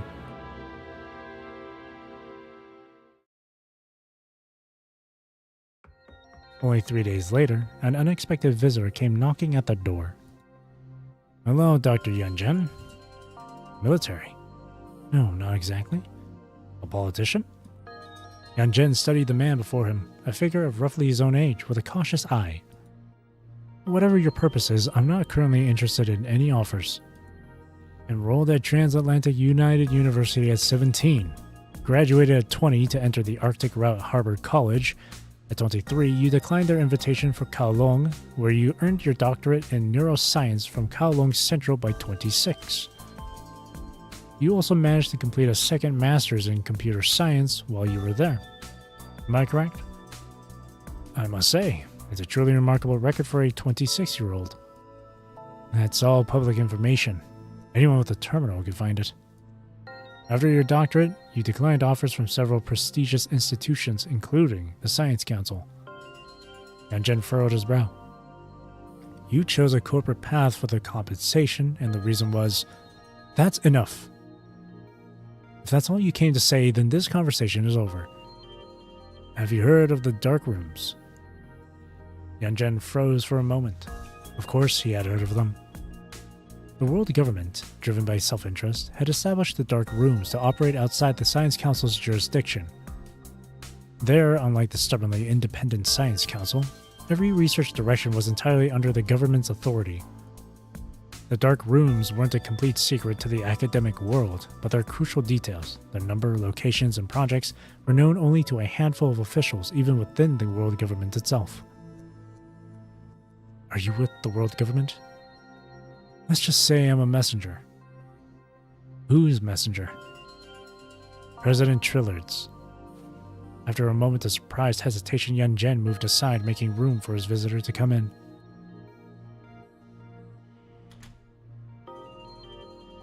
Your name? Hassan. Just Hassan.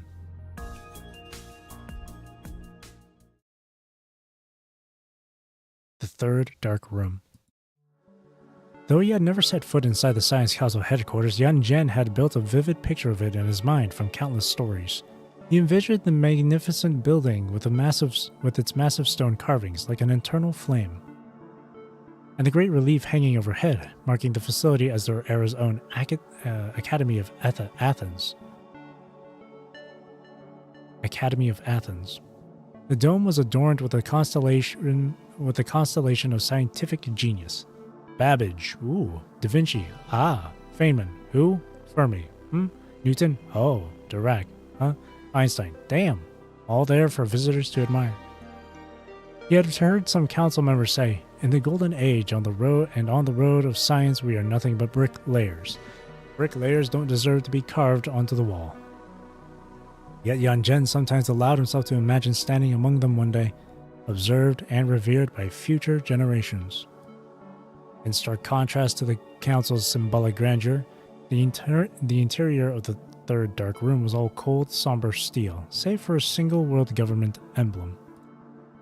But as Yunjin stepped inside, his eyes were drawn to a line of text inscribed beneath it. We are to build a world for all. He stood transfixed by the words until Hassan's voice came from behind him. Those are President Trillard's words.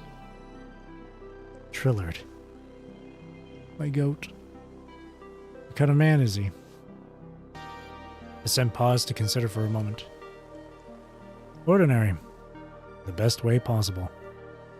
An ordinary man became the first president of the world government. Hassan extended his right hand to Yanjen, gesturing for a handshake.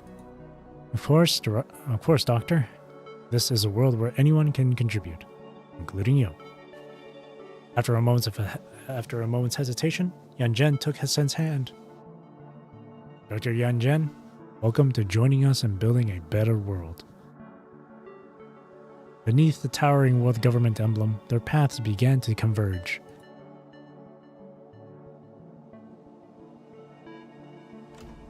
After following Hassan into a private office, Yanjen could no longer resist asking the question that had been on his mind. Why me? The Science Council has minds far more brilliant than mine. When I was in Kowloon, I heard of a prodigy who earned his doctorate at 16. Sen smiled, fixing Yanjen with a gaze that seemed to peer straight into his soul. Yanjen shifted uncomfortably on the sofa. And what is your assessment of this prodigy?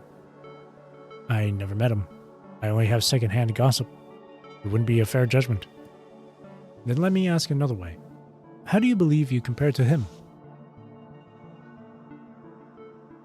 The desire within was screamed to be acknowledged. Say it. Yanjen remained silent for a long time. I believe... Say it. He's just lucky enough to have the right family connections. Say it. But I am exceptional. Sen remained non-committal. Your paper from the Transatlantic United Years, was fascinating. Invasive brain-machine extension applications. A hypothesis. Chapter 1, the extension of consciousness. Using BMIs as psychic tentacles, translating thought directly into code to command any device. The general concept isn't groundbreaking. It's a classic sci-fi trope. But reality is less forgiving. Practical hurdles are immense, which is why invasive interfaces are a fringe pursuit today. For a first publication, it was remarkably audacious. Some might even question if it qualified as academic work, given the lack of substantiation. There's no need to be polite. Some reviewers called it pure fantasy. It was never even archived. It was a mess. However, what intrigued me was Chapter 2, the transfer of consciousness. The idea of tethering the mind to the network, allowing consciousness to navigate the digital realm. That's hardly an original concept either. It's not worth your... Hassan interrupted Yanjen before the words could fully leave his mouth. It could be implemented. Yanjen was rendered speechless, a flood of thoughts racing through his mind. That's way too far-fetched. Are you sure you want to dedicate your efforts to this direction? You have promise. Don't squander it on a dead end. Don't you worry about what they say.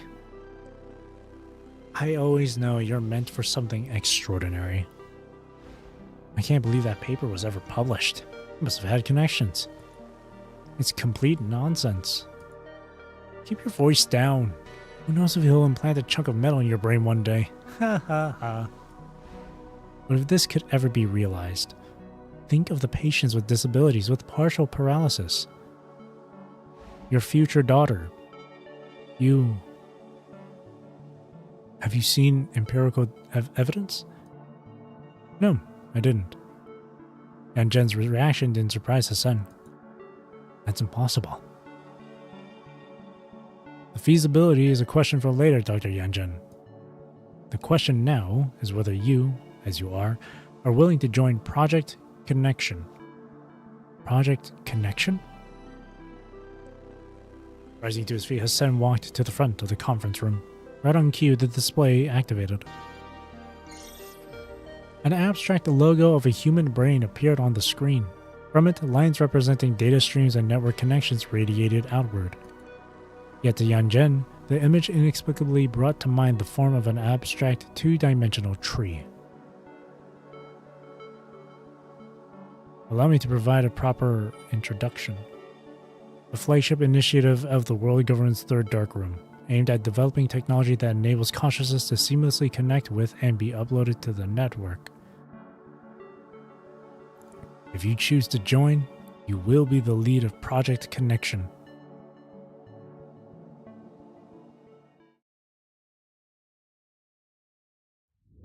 Yan turns his gaze away from Earth, a hint of stiffness in his neck as he raises his right hand to massage it. His fingers slide upward, finding the slightly warm metal hidden behind his or beneath his white hair.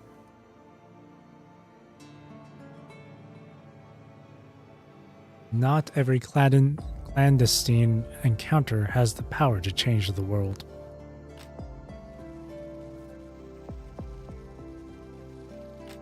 The project began smoothly, with the prototype rapidly taking shape. Yet its early success was deceptive.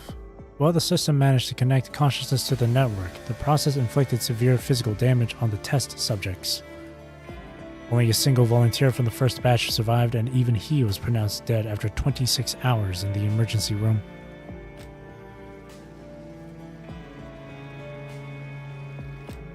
With progress stalled, the world government officials began to lose faith. The final blow came when a rival breakdown in consciousness digitalization came from Construct Tech emerged, prompting them to terminate Project Connection entirely.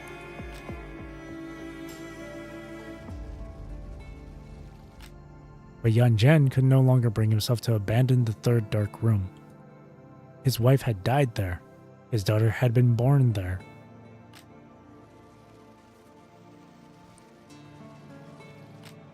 Within its walls lay hundreds of volunteers from around the globe. Patients with ALS, persistent vegetative states, and catastrophic neurological damage. Their physical forms were prisons, their conditions deemed nearly untreatable.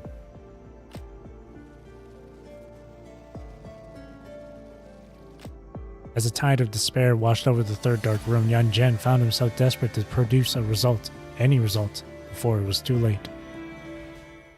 Now we're getting to the good part, huh?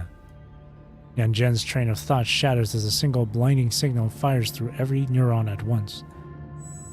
Pain. Get back. But back to where? I am you.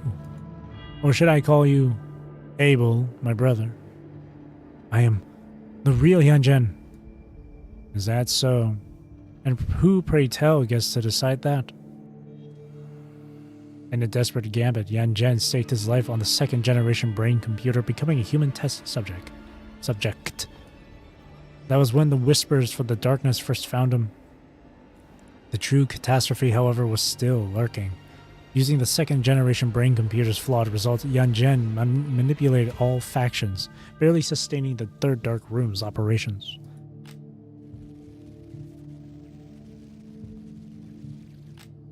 His pleas reached countless companies and organizations, and his persistence was finally met with a token offer from the Norman Mining Corp. The memory of that day remains sharp. As he practically groveled during a presentation of Project Connection, he saw young Edward Charles in the audience. The profound pity in the young man's eyes revealed the humiliating truth of their help.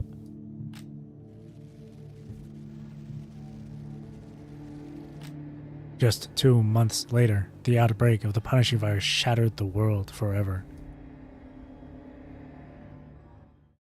Everyone's connected. Those dishonest Normans. They just left us to die. John, return to Elysium. Now! I am Yan. It is you who should remember your place.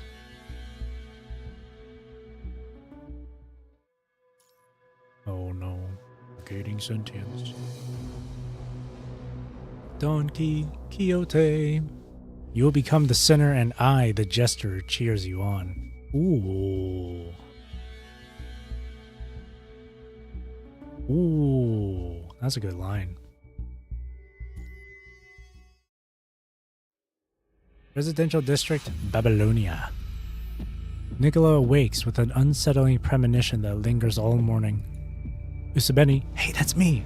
is already aboard the transport returning from Conservation Area 368. The mission report sent to Nicola's terminal. Melano. In other words, they purposely sent Colm Lebrant onto Babylonia. But why?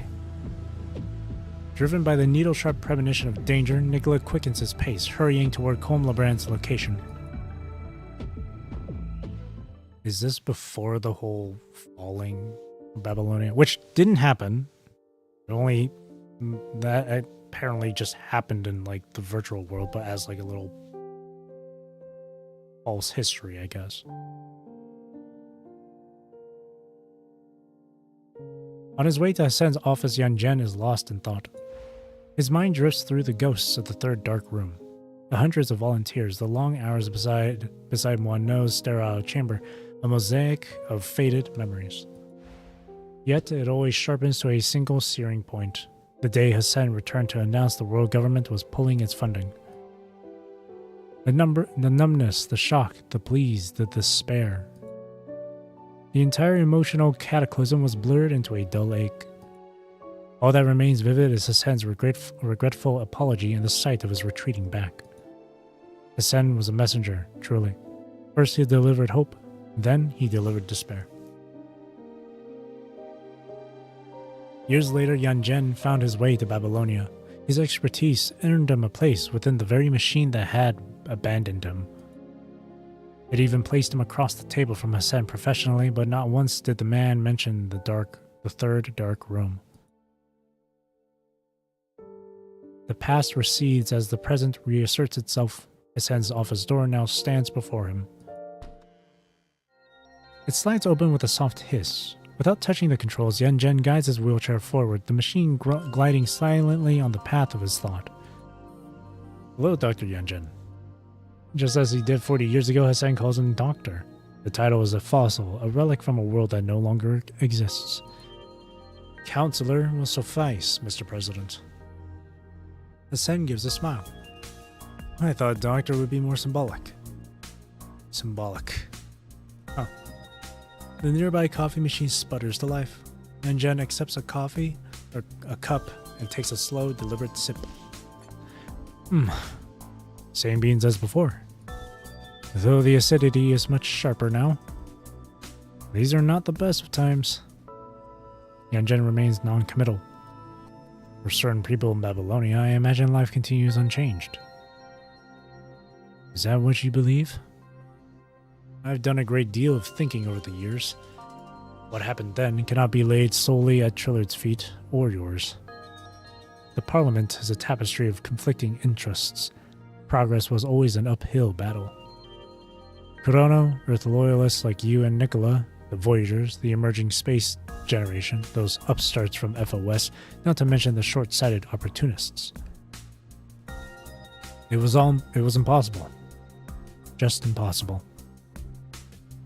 I imagine your position was not an easy one either. We always find a way through hardship. Ever the optimist, aren't you? Hassan opens his mouth to speak, only to be cut short. But at what cost, Hassan? Yan Zhen's gaze looks straight through Hassan, fixed on a distant, invisible point.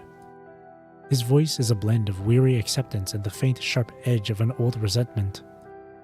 Why did it have to be you who came to the third dark room to tell me the project was cancelled?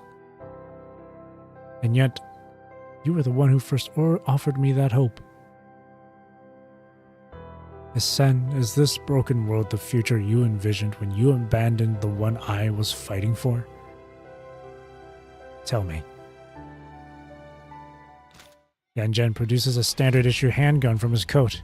He raises the dark barrel toward Hassan, his own eyes just as hollow. Are you sure this is the path you want to take? I have one more question. Back then, was Project Connection's emblem a tree? What gives you that impression? A bitter smile touches Yan Zhen's lips. Then allow me a prophecy. You will become the center, and I, the jester who cheers you on. You once said anyone could become the president of the world government. Then we shall see if that's true. A sound comes from outside the door, but it no longer matters. The windmill of fate has begun its turn. Meanwhile, Elysium. Does it really have to come to this? Amid the swirling stars in the sky, 1,000 roses shimmered in the light. I've been thinking for a long time. Why do you have to erase my memories? Why go to such extremes to play these games? One no. What are you people really plotting against Babylonia? Meanwhile, Babylonia Residential District. What do you mean Komlabrant is dead? How many times did I tell you to keep an eye on him? Meanwhile, on the surface. Oh no, this is happening right after them. FOS. What is that place? Oh, it's Babylonia. A wonderful place that is.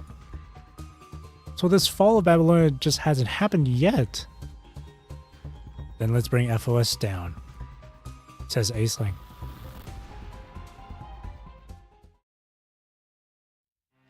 I always thought it was like a failed attempt at bringing it down, but no, it just hasn't been done yet. Hasn't been attempted yet.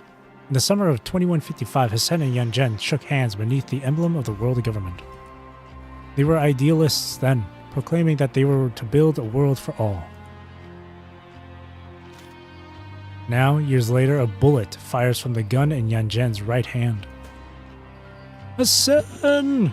Mr. President! Secret Service, get down!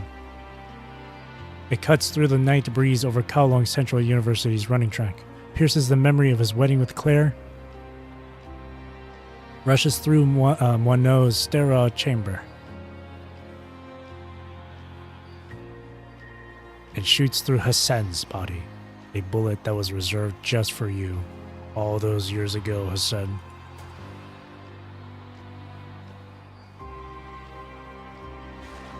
Four constructs burst through the doorway. His puppet's assassination attempt failed. They've tracked him down here. The direct attempt on Hassan's life was also ruined. But none of that matters anymore.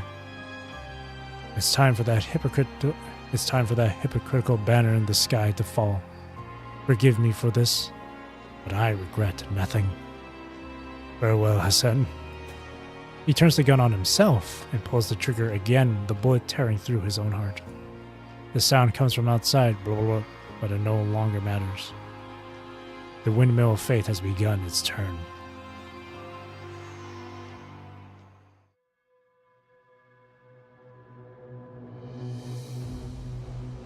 Damn, Hassan dead? No.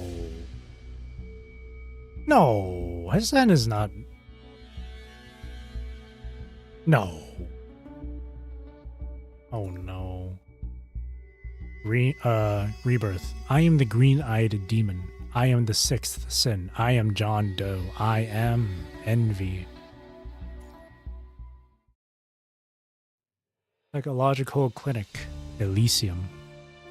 Meanwhile, in the digital world. This may be the digital world, but I don't see no Digimon around here. Lighting plays a suggestive role in psychological counseling, which is why the clinic maintains carefully calibrated illumination both day and night. Today, however, the office lies in darkness. John reclines in his soft chair, eyes closed, surrendering to the dark reverie. Most people are drawn to light by biological instinct, a trait that makes someone like him, who cherishes the shadows, a stark contrast. People like him are known as shadows. He opens his eyes, his gaze settling on the decorative vessel on the table. It holds clear water, a canvas for his psychological suggestions. Depending on his visitor, he adds a different colored dye. In his collection, one vial has never been used, the black one.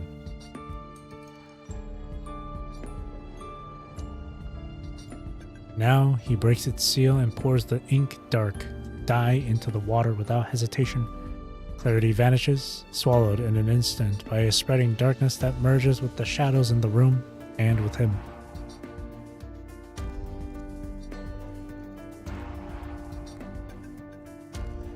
So Abel, has your lifelong ambition finally been realized? Shut up. You really think you're Cain? Huh, that remains to be seen. After all, between the two of us, it seems only one is fit to survive. Enough. The attempt on Hassan's life failed. Oh, thank God. It's time to initiate the contingency. So Hassan's still alive. Whew. I don't know why the Wheel of Fortune is interested in FOS, but as long as it doesn't hinder our acquisition of Gestalt, they are irrelevant. You need not lecture me. I am already aware. He slips his fingertips into the water, watching the black dye bleed into his skin. Henceforth I shall be remade. This flawed and ugly flesh is a shell I cast aside. Yan Zhen is no more. Streams of data and garbled code cascade over his body, enveloping him completely. Whoa! Ascendant? I alone remain. I alone shall remain at the top. Only John Doe endures. I am the green-eyed demon. I am the sixth sin. I am John Doe. I am envy. That's a really fucking cool design, though. Ascendant. New Ascendant just joined the new challenger appeared. John Doe. Envy. With a gentle wave of his right hand, John Doe unravels the fabric of space, weaving a portal from shimmering data code. Stepping into the void, he emerges a moment later onto the rooftop. The Ascension Network has granted me rebirth. I shall repay his generosity in kind. That design goes so fucking hard, I can't lie.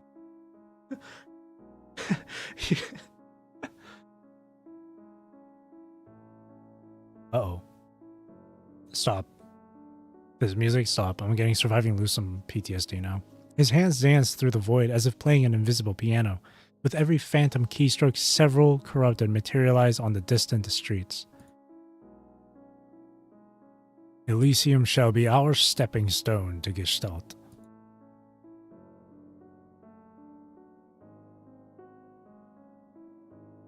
Below, the constellation of city lights bleeds into a solid, ominous crimson. And then, this entire world would become shadows, just like us. A carnival of darkness awaits. Whoa. What the hell is your plan, Wano? Teddy and Moore manage to block Wano's attacks together, but the fight remains a stalemate. Elysium is Wano's domain. As long as the battlefield remains here, she holds an overwhelming advantage. Why do you have to know the answer, Teddy? All you need to do is stay in Elysium until this is over. Don't you still hate that cage with every fiber of your being? So you're planning to destroy Babylonia? Between attacks, Teddy tries to probe Wano's true intentions with her words. I only care about Elysium. You only care about Elysium. Then who's your partner? The one actually plotting against Babylonia? Your dad. Her papa. Pops. This time, Wano doesn't answer. Instead, she silently increases the rate of fire from her drones. Or I guess maybe the Ascension Network. Suddenly, Teddy recalls her previous conversation with Hassan. Let's be clear. I'm not looking to get entangled in your schemes. I just do my job. In a flash of insight, Teddy sees all the pieces of the puzzle fall into place. Quantum supercomputer without AI, the core of Elysium, digital paradise. Huh. So I've been a pawn in this from the very beginning. Once this is over, I'm billing them for every single credit. Let's go, Moore! Teddy twists sideways to avoid a beam fired from a drone while Moore lunges forward, swinging his blade at Wano, only to be blocked by two drones crossing at a defensive formation. Even in death, he still remains the GOAT. The attack fails and Moore falls back to Teddy's side. This fight between us is pointless. Blah, blah, blah, blah, blah, garbled text. A piercing scream shatters the standoff. As one, the three turn to see a crimson glow blooming in the distance, its surface seething with countless blood-red specks. Oh no, how's your Elysium going now, one no? The city's artificial silence is ripped away as sleeping residents awaken and flee. Elysium is suddenly overrun with the corrupted. A red tide drowns the neon lights, transforming downtown into a hunting ground as the city's edges begin to crumble.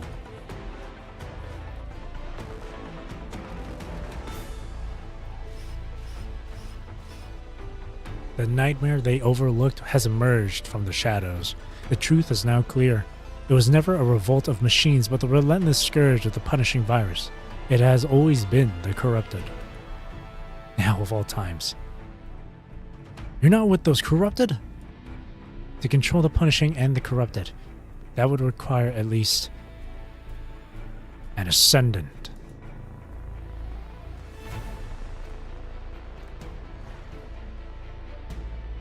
A strange voice echoes from nearby, snapping their attention to its source. From a dark hole, a pitch-black void streaming with data, a figure materializes. It is cloaked in cyan flames and possesses a body of pure mechanical structure. Holy fucking aura, dude. Huh. What did I say? A hacker showdown. The Ascendant turns to Moore. It's been a while, Inspector. Oh, but perhaps you'd recognize this form better. A torrent of data and garbled code cascades over the Ascendant, and within the digital deluge, his form contorts into the familiar form of John, the psychologist. John! Moore growls the name through clenched teeth, his voice thick with fury, but in the next instant, the Ascendant vanishes from their sight. Well, no, that's her dad, by the way. A tremendous force slams into Moore from behind, catapulting him through the air. He tumbles a ragdoll against the hard ground before skidding to a halt. That's speed. No, it's not just speed. He's hacked our visual feeds. Well, no. The plan to assassinate Hassan has failed. The sudden announcement catches everyone present off guard. So this is what you've been plotting. What have you done to my father? The Ascendant's gaze slides past Teddy and locks onto Wano. Yunjen. His form shifts again, and he looks up at Wano from a wheelchair. Wano, help me. You!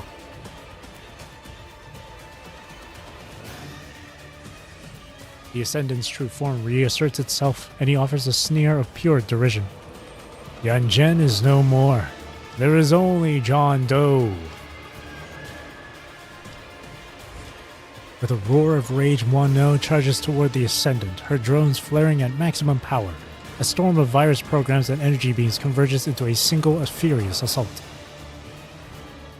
But the Ascendant effortlessly neutralizes it. How do you also have Elysium security clearance? Wondering that, are we? Ignoring her question completely, the Ascendant transforms, his form dissolving into the swirling data streams only to recoalesce as a perfect copy of Wano. This might be a nice form to play this game in. Unwinged, isn't it? Then you can call me the pseudo-unwinged. Oh, I see. So the boss fight isn't specifically Wano, the boss fight's gonna be the Ascendant just in Wano's form, okay. Moore rushes into the fray, but after a few brief exchanges, he is brutally driven back.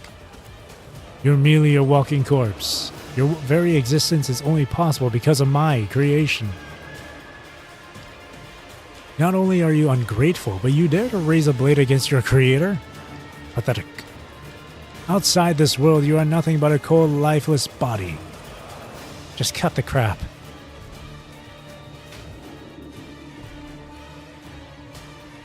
With fluid precision, Teddy parries the Ascendant's attacks, her composure a cold, unbreachable wall against his taunts. Oh, and you. Still curious about what's happening in Babylonia? I've lifted the information blackout. See for yourself. Instantly, Teddy registers a cacophony. A flood of alarm sirens and panicked calms traffic. This is the reality of Babylonia's current state. Samuel, it's falling! No! Warning, Orbital height fluctuation. Warning, high concentration of punishing virus detected. Please proceed immediately to the nearest evacuation vessel. Warning, Babylonia's main propulsion engines have been locked down. Every alarm screams the same truth. Babylonia is plummeting toward Earth. Catch it and throw it back up. How is this possible? I won't tell you how it's possible. Mechanoids. In the heart of that frozen moment, the Ascendant rematerializes behind Teddy. With a single brutal thrust, his arm erupts from her chest. Teddy! Oh my god. Paradiso Canto 3, or the third. Summon me with thine own flesh. Holy shit, this chapter is banger. John Doe's hand punches clean through Teddy's frame. As vital fluid streams from the wound, Mono lunges forward, driving their enemy back with a furious assault while Moore hauls Teddy to safety. How bad is it? Just frame damage. Quick patch would normally fix it. Oh damn, I really thought like it was just way more... Okay, she's like awfully composed about this. Teddy quickly understands the wound is anything but normal. A strange invasive matter festers at the point of impact, seeping into her systems and spreading like a virus. The corruption proliferates exponentially, consuming her frame moment by moment. It's a complex virus program. In our current state, I can't heal it or stop it from spreading.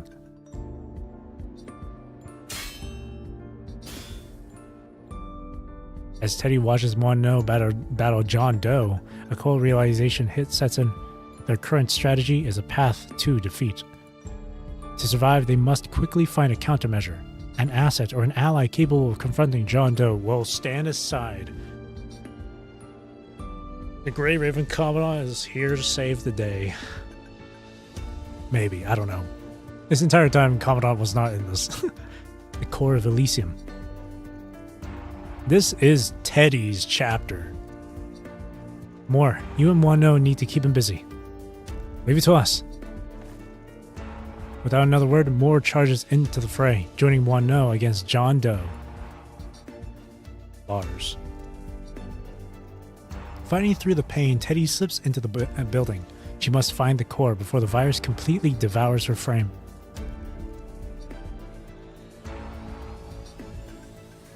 The interior is a tomb, shrouded in an absolute darkness that the chaos outside has created.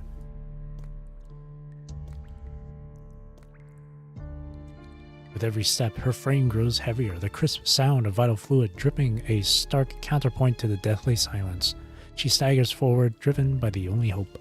By the only hope.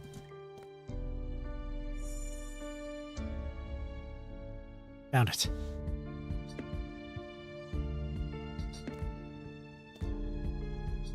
Before her floats the core, deceptively small and simple, yet powerful enough to sustain an entire virtual metropolis.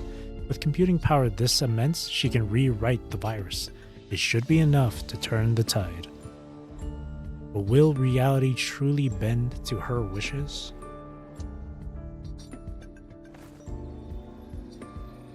Without hesitation, Teddy connects to the core. A flood of raw computing power surges into her frame, and she feels the corrupted areas begin to repair themselves. Yet a cold doubt seeps into her mind. What then? What comes after this? Does she return with a repaired frame only to rejoin a hopeless war of attrition against John Doe? Will they achieve an uncertain victory, or will Babylonia crash down first? Even now the problem remains. She is still missing the true key to this crisis. Is there something else? Summon me. Summon who? What in the Yu-Gi-Oh? Something is wrong. The core contains immense computing power, yes, but it holds something more. Summon me. Before she can process this, that presence floods into her mind, alongside the raw data, unleashing a torrent of new information. Summon me with thine own flesh. Holy shit. She cannot identify what it is, only that it shares her mind's origin, and that it is now remaking her. Even as from polished glass, conspicuous clear, or the still waters of a limpid mirror, whose bottom doth the eye not wholly lose.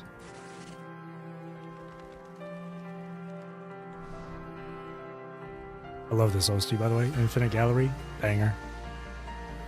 Her consciousness drifts between contradictory extremes. One moment light as a feather, the next bearing the weight of mountains. She is adrift in a sea of paradox. Come, see. Teddy can no longer tell where or when she is. Her awareness retreats into the purest concept of space, and she calmly accepts the transformation. All of this is where it wants her to see. This is the heaven of the moon. Come thou and see.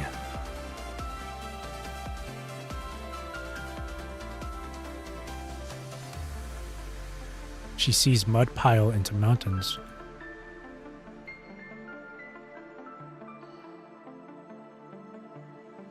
Droplets gather into oceans.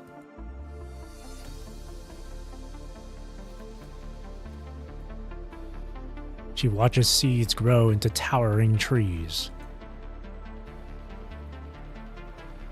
And life give rise to civilization. She witnesses every foundational line of code beneath Elysium, then watches as her own frame splays open like a biological dissection, every component laid bare. Ooh. But this is not the whole of what constitutes her, so it shows her more.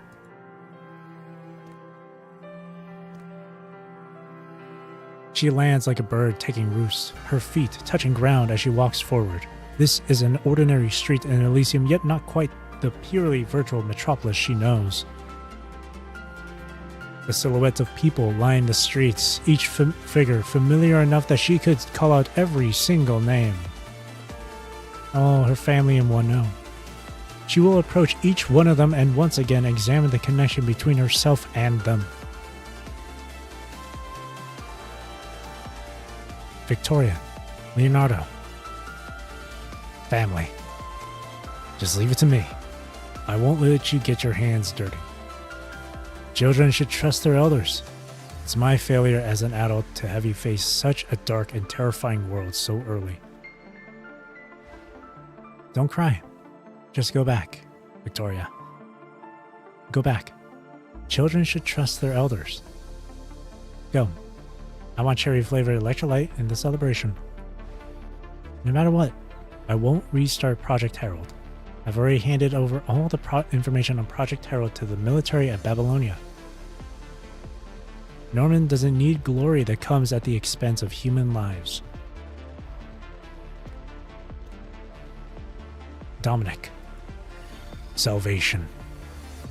When I come back, you'll be free. You can be anyone you want to be.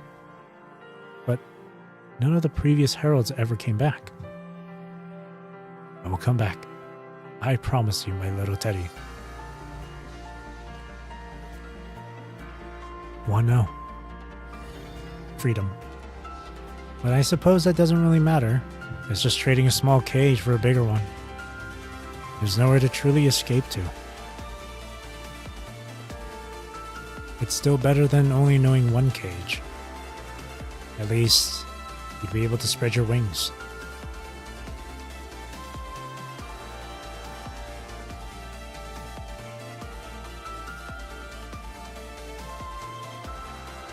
Not one of them tries to hold her back. They know she needs to move forward. She must continue onward. They remain as guardians for the many past selves of Christina, a silent honor guard for Teddy as she walks into the future.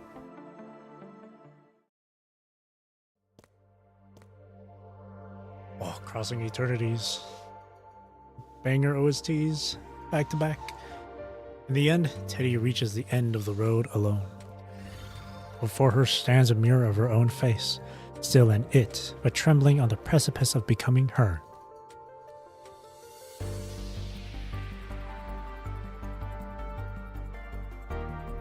So this is what you wanted me to see. This is your power. This power was never mine. I am only a vacancy, an identity waiting to be filled, and you are the one who stands at the threshold. What is the purpose of this vacancy? Foundation. What I've shown you is both foundation and falsehood. You must become truth. I too wish you can become truth. To become a Sephira. Sephira? Sapphira? You have seen the path that led you here. Now the possibilities are in your hands. You can build your own tower. Don't mention a tower to me. A tower that leads to hope. A tower that leads to the future. Foundation. These memories, they are my foundation. They will be my strength, and they are also you. Not yet. The structure is still incomplete. You, as you are in this moment, are also part of the foundation. Only by laying your present self as the final cornerstone can the future Teddy be built. Teddy reaches out her hand toward Teddy. Each present moment is a wave on a river, becoming the past as it passes. And, like sediment settling, this now becomes part of the foundation of what is to come. This path is fraught with thorns, and I sincerely hope that sunlight will still find you. With words Teddy cannot yet grasp, within its sorrowful embrace,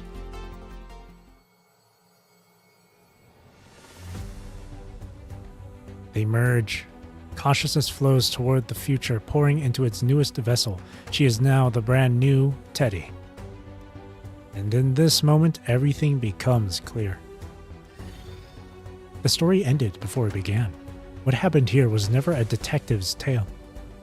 This is something far greater, more raw, a saga of conspiracy and revenge.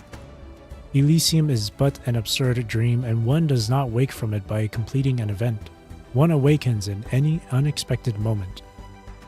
The world is a half-finished film, recklessly edited. Its people and events are now wild horses broken free. Out on the grasslands, falling and dying are just part of life. Teddy, you are the uninvited guest in this dream. Now you must charge forth. Now the deadlock can be broken.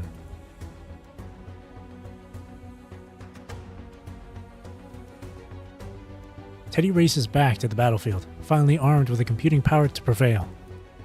With every step, she feels the unyielding ground beneath her feet, the same foundation that supports the city, that supports her. Now she will wield these cornerstones to secure a future for all of humanity.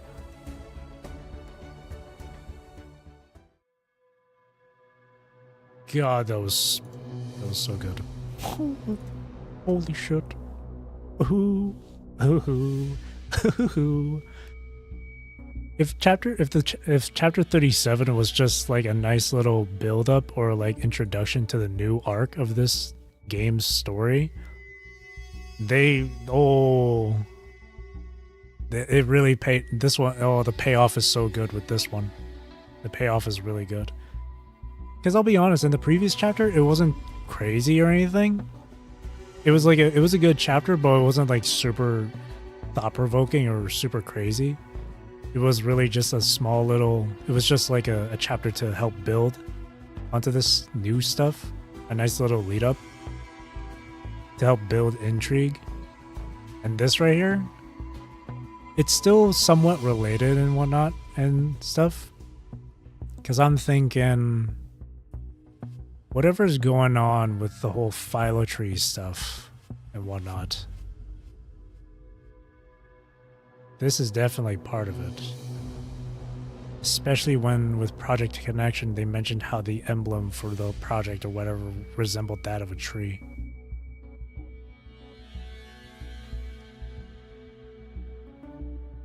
Interesting. I'm sure in the next few notes here, there's going to be more detail on that stuff. All right, this one has achievements. So there's 2 achievements I can earn from this. And I'm not talking about these ones. I mean, there's an achievement you can, what is it? The ultimate technique, there's that one. Get hit by drone beams by no more than 5 times. So 4 or less times by the drones.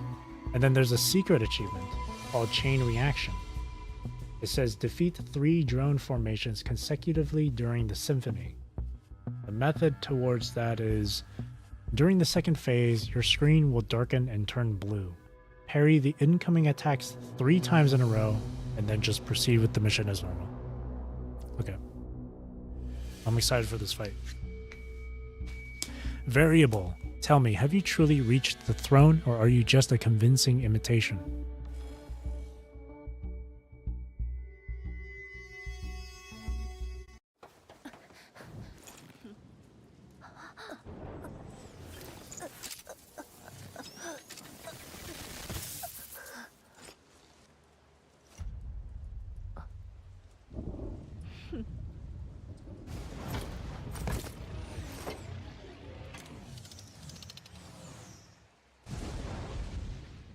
Oh boy. Oh, okay, that's once. Okay. I can't tell if those were the drones there.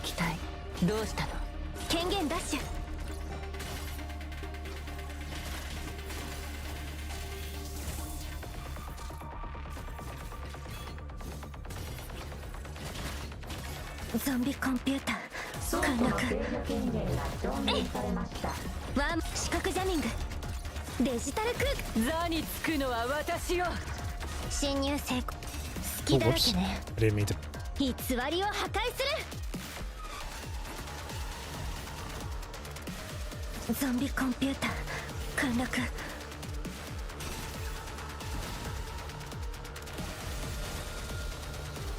Oh my goodness, what is happening?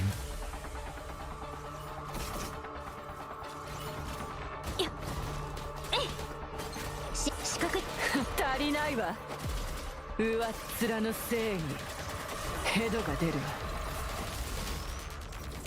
That's a grab. Okay. 注入に成功しましたただいま上書き中です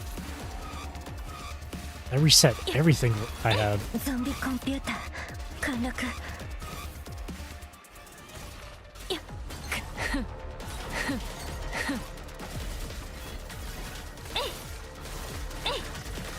リンクカフカえいせーやはっはっやはっ侵入性視覚ジャミング雑魚レベルね偽りを破壊す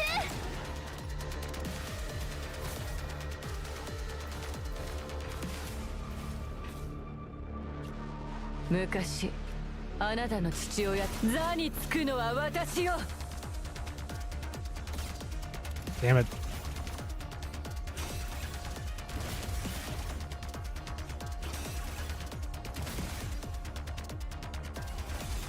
Zombie computer 陥落 Good lord.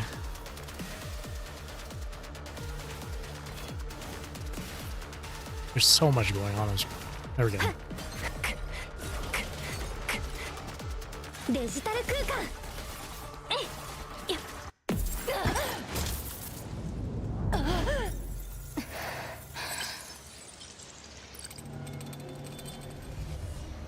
That's not the end, is it?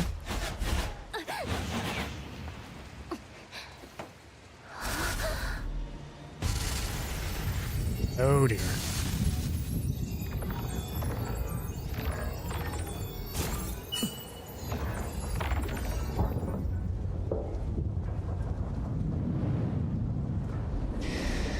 Holy.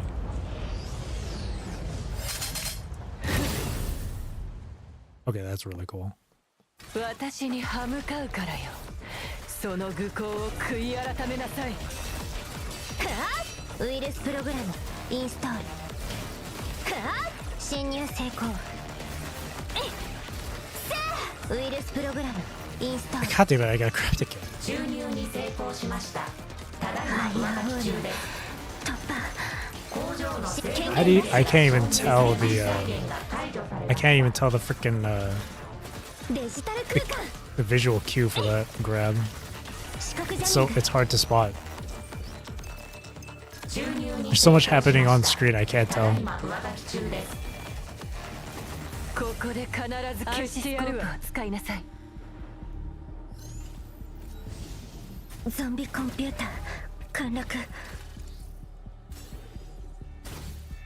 What? Okay, I can't hit the fucking parries? That was the parry right there. That's supposed to be the secret achievement. God, it happened so quick, I can't react quick enough. あなたには That was 想 supposed 像 to be で it. きないでしょ I feel like, hang on, you know what? I feel like restarting this entire thing.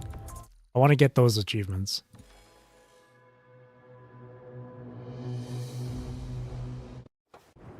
They come out so どこ quick, に these 行けば attacks. あなたに会えるか考えていたの。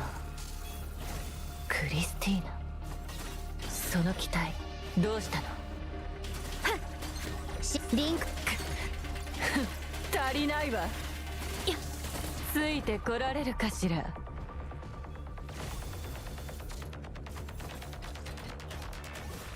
デジタル空間権限ダッシュ。はあよっよっはっさあウイルスプログラムインストール。はあ侵入成功。よっえい侵入視覚ジャミング。さあウイルスプログラムインストール。さあワームウイルス。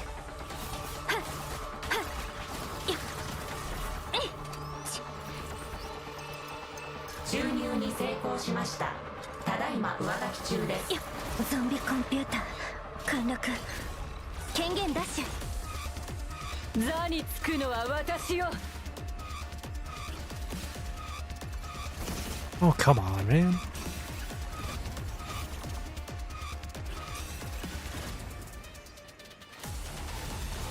ゾンビコンピューター陥落。 That's a 覚 bit 悟を tough 見 to せてみ avoid. なさい。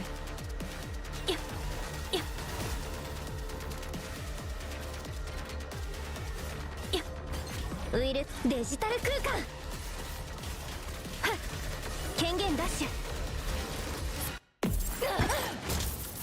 偽りを破壊す。私に歯向かうからよ。その愚行を悔い改めなさい。 Jesus Christ.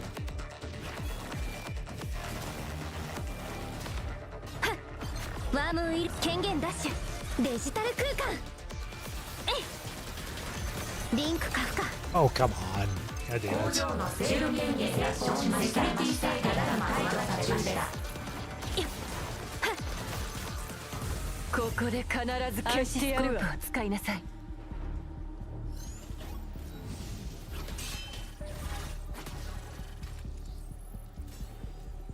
ゾンビコンピューター I 陥 can't. 落。 There we go.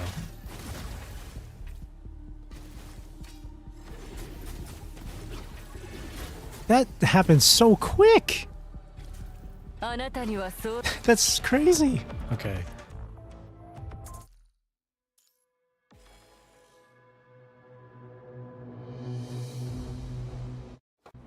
I just can't react ど fast こに enough. 行けばあなたに会えるか考えていたの。クリスティーナ、その機体どうしたの？ゾンビコンピューター陥落。よっよっよっえいはっワーム権限ダッシュ。倉庫の制御権侵入限が承成功。認雑魚レされました。ベルね。偽りを破壊する。座につくのは私よ。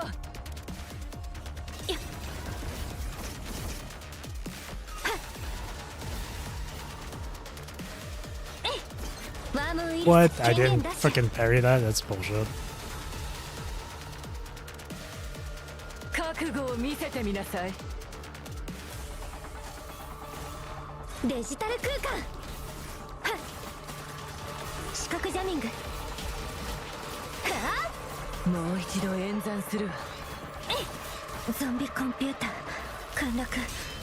想定外だわ。隙だらけね。私に歯向かうからよ。その愚行を悔い改めなさい。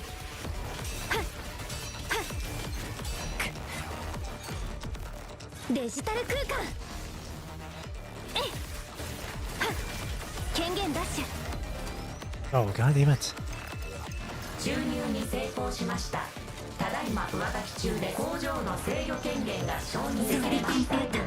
陥落。権限ダッシュ。デジタル空間。よっはっよっワープリンクカフカ。せーはっよっ Oh my god, dude. 注入に成功しました。ただい I ま fucking grab, man. ここで必ず I can never spot 使い it. なさい。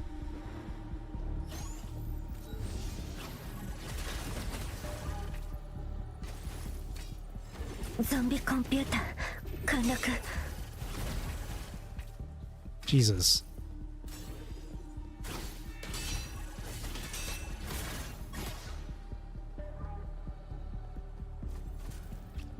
昔あなたの父親と会ったことがあるの。ただの腰抜けだったわ。 That definitely was not it. 視覚ジャミング。はっさあウイルスプログラムインストール。リンクカフカ。雑魚レベルね。偽りを破壊する。 I'm not gonna even restart it again. Can't be bothered. ウイルスプログラム権限ダッシュ。もう一度演算するわ。ワームウイリンクカフカ。せーウイルスプログラムインストール。リンクカフカ。雑魚レベルね。偽りを破壊。風が止むことはない。私は必ず。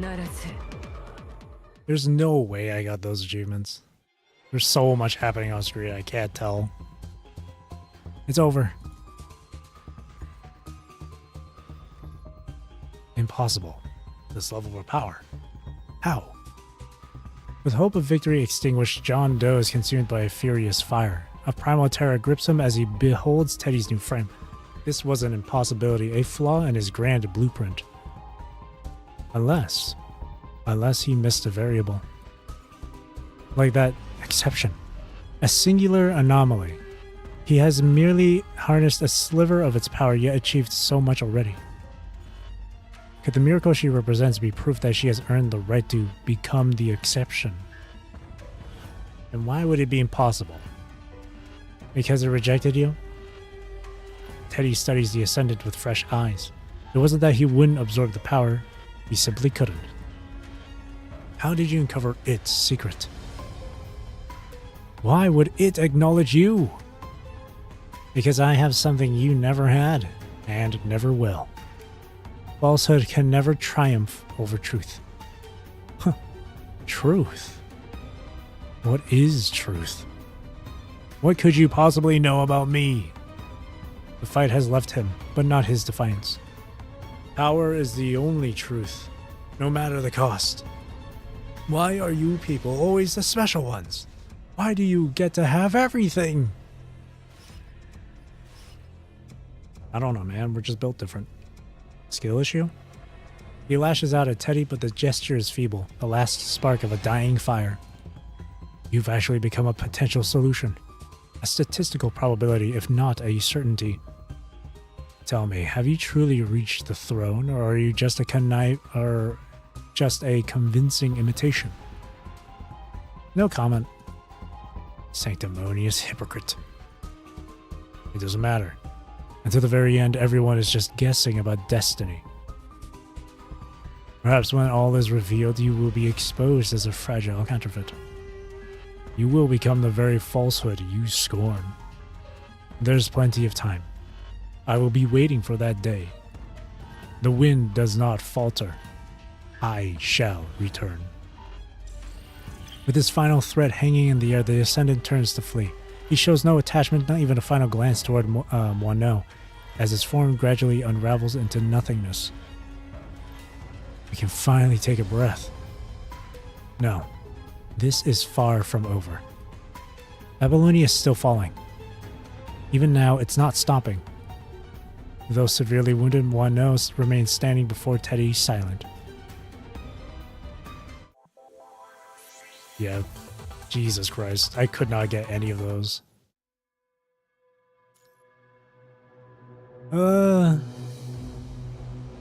trying to also be very mindful of my, stamina, too, because that shit can run out so quick and easily. If you're dodging way too goddamn much. Gravity. Babylonia is projected to reach Earth's gravitational capture point in 3 hours, 27 minutes. He's dead. It's a suicide. President has sent status. I'm patching up now, but he's still out cold. Damn it! Don't tell me he's internal bleeding. The door bursts open as medics stationed at Command Central rush into the office. Where's the patient? What's his condition? Over here. The external wounds are handled. Good work.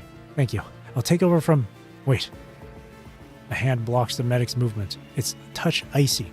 Only then does she notice the chill in his tone. All further actions will be conducted under the watch of the Purifying Force. The situation is exceptional. I trust you understand.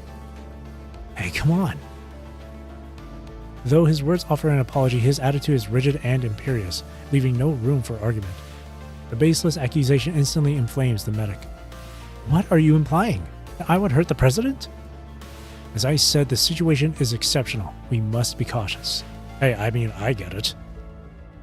I am eliminating all potential threats. He's just doing his job. I mean, give this man a promotion. He's doing. No, I'm not getting his way, bro. The two other Purifying Force members silently shift their positions. Listen, you heartless bastard. Do what you have to. Do what you have to, but to let the medic examine President Hassan now. You heard him. Right, thanks for wasting precious time. The medic quickly moves forward to examine Hassan. It's a ruptured spleen. Hemorrhagic shock. We can't treat this here. We need to get him to the Star of Life now. She retrieves a collapsible stretcher from her kit, unfolds it, and lays it beside Hassan. Give me a hand. Isarius and Crow step forward, carefully transfer Hassan onto the stretcher, and secure him in place. When we move him, make sure to keep...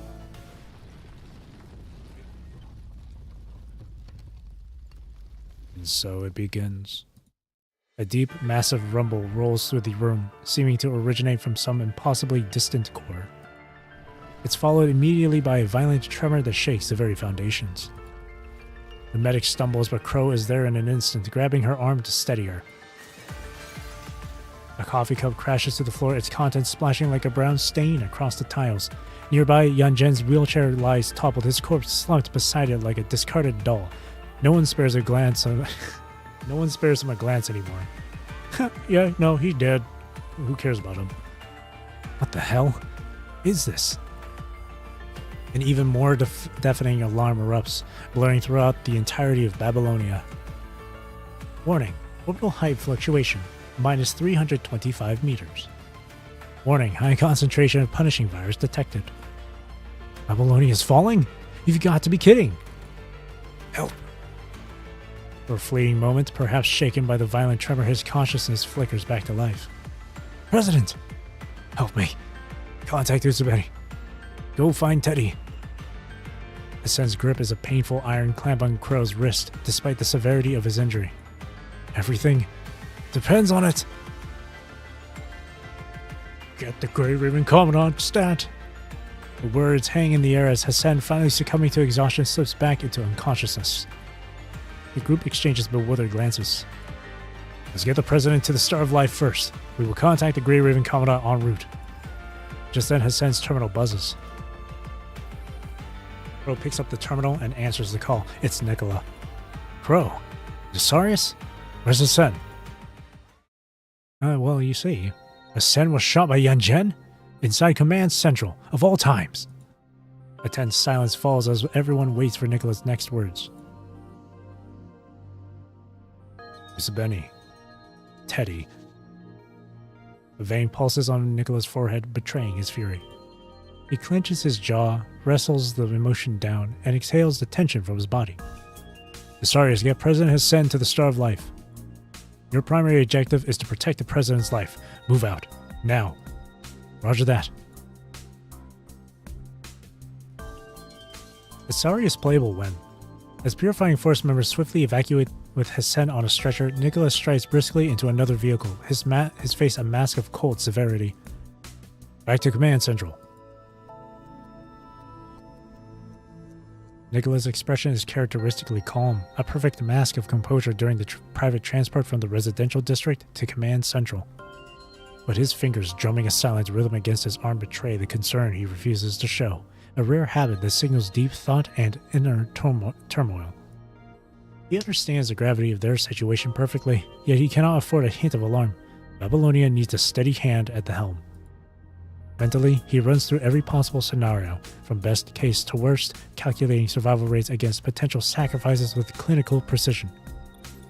Then, the distinctive chime of Asimov's private channel cuts through the blaring alarms, a surprisingly welcome sound. For the first time, Nicola allows himself to hope it brings salvation. How's everything looking? We've yet to determine the punishing virus's point of entry, but Gestalt was clearly the primary target. Gestalt initiated its defense protocols in time and has completed a full shutdown containing the contamination. I've severed all power connections. The threat from that vector is neutralized for now. However, Babylonia has already begun its descent. The situation remains critical. The Gestalt offline, we must shut down the engines manually. Any attempt to force activate the computing facilities would risk renewed contamination. You told me that Karenina was already en route to the break room to handle the shutdown. That's the problem. At her pace, she should have completed it by now. The system shows no change. Something is impeding her progress, and we are rapidly running out of time. I'll deploy all available task force units for backup immediately. I'll work on isolating the punishing virus to bring Gestalt back online. Without its systems, regaining control of Babylonia will be nearly impossible. What are our chances of success? Minimal, but we have no other choice. Then track Teddy's signal on the surface and transmit the coordinates to Uzbeni. Monitor the exact moment Babylonia reaches Earth's gravitational capture threshold. Keep me updated in real time. I need to coordinate the full evacuation. Understood. Nicola's mind is a whirlwind of data streams and mission directives all the way to Command Central. He is so consumed that his physical arrival at the office barely registers. Command Central, however, reacts instantly to his presence with a collective audible sigh of relief. Commander, all task force units near the main engine control room have received their orders. That's not enough. Patch me through to all military personnel. All of them? All of them. In that single moment, Nicola's transmission cuts through everything, reaching every soldier across Babylonia, regardless of branch, task force, engineering, support, or purifying force, and whether they are hunkered down in shelters or deep in active operations, the message finds them. Swear word, engine output is still dropping. Did you run the diagnostics on section C7? Could it be that That's coming from command. Their heads lift in unison, gazes pulled to the intercom speakers overhead. This is Nicola. Babylonia is projected to reach Earth's gravitational capture point in 3 hours and 27 minutes. Evacuation vessels are located on both sides of each level. You may proceed to these vessels for protection. Or you can remain at your post and assist Babylonia. Task force units will immediately coordinate emergency repairs across all departments. If you choose to remain at your current position, they will assign you duties accordingly. We stand with you. Babylonia stands with you. The broadcast is brutally short, devoid of any pleasantries. Classic Nicola. Huh. We actually have evacuation vessels? How come I never knew? A place this big would obviously have contingencies. Hey, aren't you going to one? What's the point? I'm staying right here. What about you? Sector C7 inspection complete. No anomalies, proceeding to C8. The same resolve echoes through nearly every sector of Babylonia. Countless sparks are rushing to the front lines. Nicholas switches to a private communication channel. This is the situation. Is it Benny? Okay, got it. From inside the transport returning from Conservation Area 368, a human voice answers, sharp and unwavering. Asimov has sent Teddy's coordinates to your terminal. I believe the quantum supercomputer is the key to this crisis. It might be able to serve as our contingency plan if Gestalt cannot be rebooted. Go and find Teddy. I'm counting on you to handle things from there. Understood. One more thing. Another mission? Not a mission. An order. If the worst should happen, you are forbidden from returning to Babylonia. Commander Nikola? This is an order. Your only duty is to obey it. Nothing else matters. For humanity to endure, we must persevere whatever spark of civilization remains. Yes, Commander. The commander has no time to ponder, offering only a fleeting glance at the communication feed. Good. Now go. Forge a path for humanity's hope. Nikola cuts the transmission.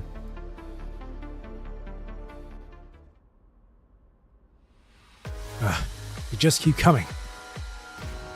Lee dispatches another wave of helpless corrupted before him, frustration bleeding into his voice. Any one of these low-level enemies is trivial to him or Lucia, but they are being overwhelmed by sheer numbers, their progress completely halted as they are trapped in a grueling stalemate. Lee, find an opening and break through. I'll cover the rear. At least one of us needs to get through to provide backup. It's not gonna work. I've already tried. They're reinforcing their line faster than we can advance. We're trapped in the inner ring. A solo breakthrough is not feasible. Gestalt is still offline and Babylonia is deep in chaos. The engine control room is likely a disaster zone, and they're the only ones close enough to provide backup. But now they're pinned down by monsters at the very entrance. They can't call for backup. No one else would make it in time. They have to break through, and they have to do it now. Hey! Out of the way! Let's go, Noctis! His rough voice is a split-second warning before the attack. Lee senses the approaching presence from behind and dodges aside just as Noctis strikes down the hetero creature about to ambush him. Noctis gazes with satisfaction at his fallen trophy, but in that moment of triumph, the hunter becomes the hunted. Another corrupted lunges and is struck down by a different attack before Noctis can even turn. Noctis. Careless. Blah, blah, blah, blah, blah. Who are you calling careless? Save your breath, Noctis. Use it to kill more of the hetero creatures. There's my wife. Are you two alright? We're fine, thanks. Other squads are en route. Those performing frame calibration or repairs are focused on civilian evacuation. The order level has been raised again. We're running out of time. We'll hold this position. You proceed to support the engineering force in the break room. Roger.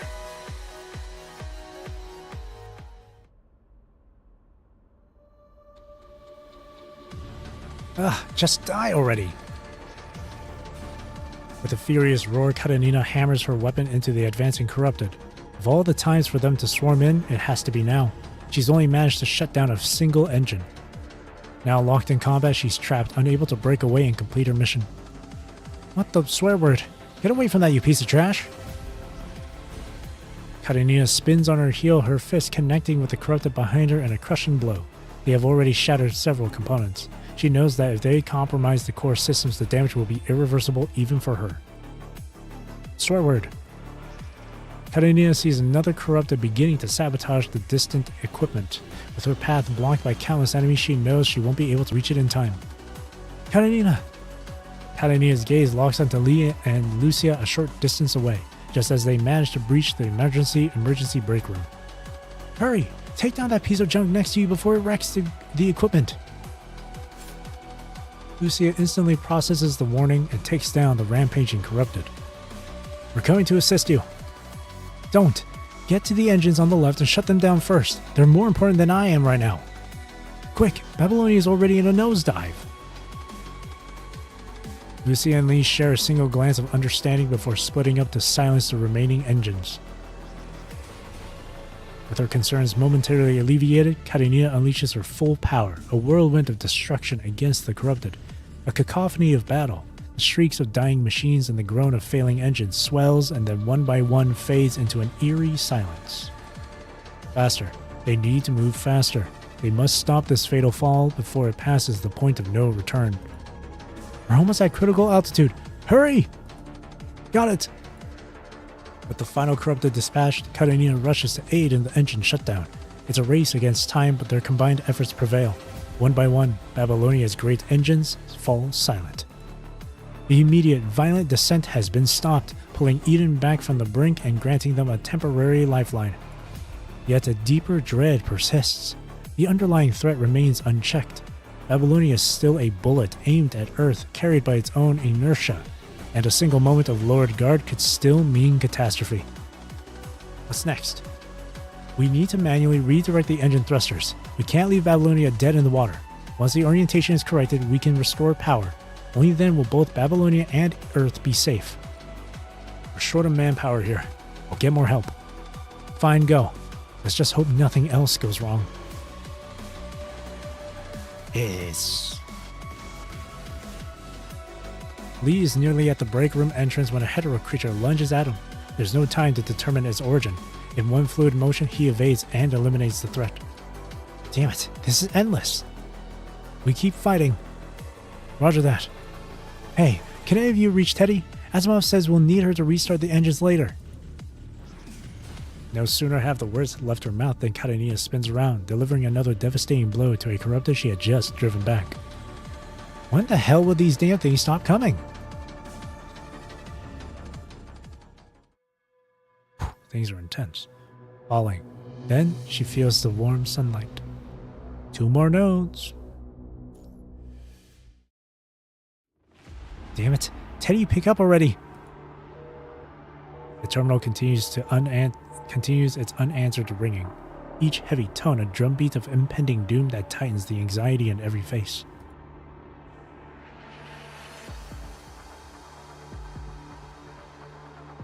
The task force reinforcements have helped them eliminate all corrupted and hetero creatures. The operation is proceeding as planned, all except for... All Strike Hawk members have completed reconnaissance. No hidden hostiles detected. All the trash has been taken out.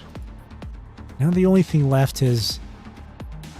Karenina's gaze burns into her terminal, her entire will bent on coercing a single sound from its speakers. She's met only with dead silence. The shriek of a different alert cuts through the quiet. The rest of the team immediately checks their terminals, but Karenina remains fixed on her task until the very air in the room grows heavy with tension. When she finally looks up, she finds every face here etched with the same unmistakable dread. What is it? Spit it out. We have new orders. All personnel are to execute a phased evacuation and escort remaining civilians to the refuge vessels.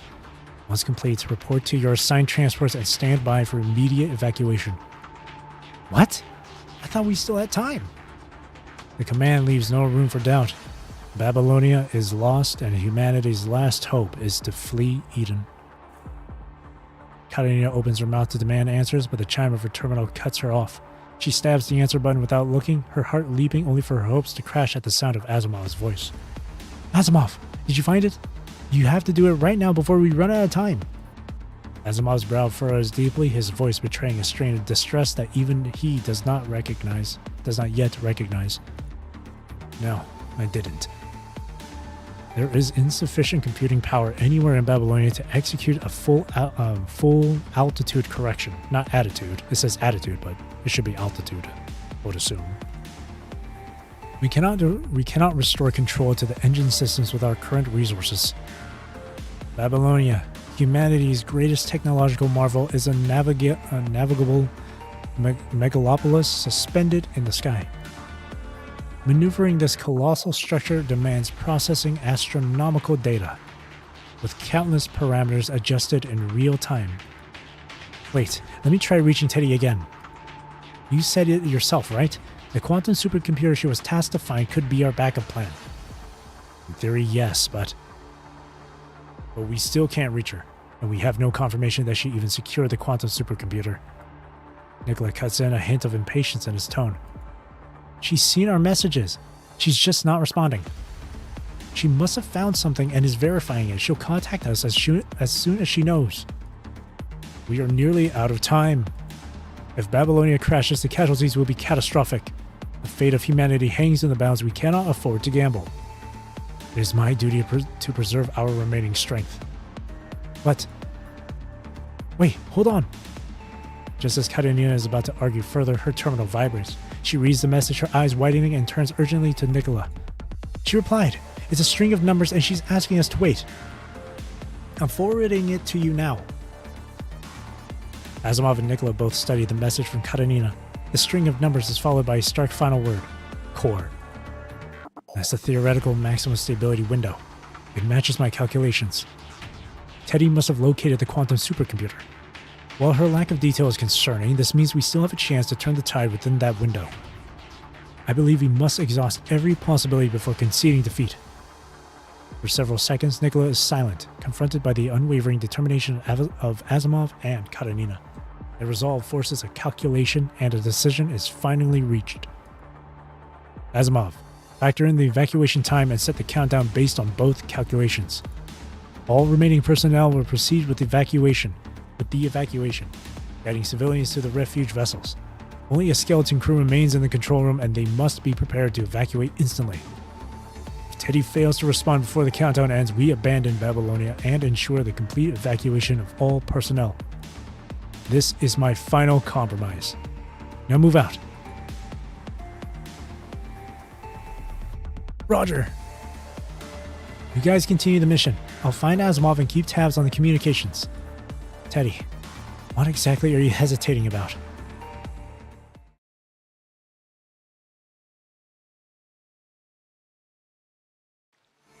Teddy, what exactly are you hesitating about? She averts her gaze from Teddy's eyes, either out of disgust or a guilty conscience. Just get it over with. Kill me or arrest me. I made my move and I don't regret it. But stop giving me that annoying look. And that shiny new frame of yours is an eyesore I can't stand.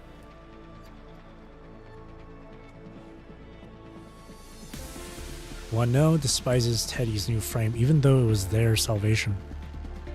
She loathes this new, unfamiliar form that holds no place in their shared memories. She resents the life Teddy has built beyond their past, a life from which she is exiled. She is bitter that Teddy moved on to embrace truth while she remained a prisoner of falsehood, trapped forever. But this fury is a mask for her true torment, the searing self-loathing of being unable to move forward.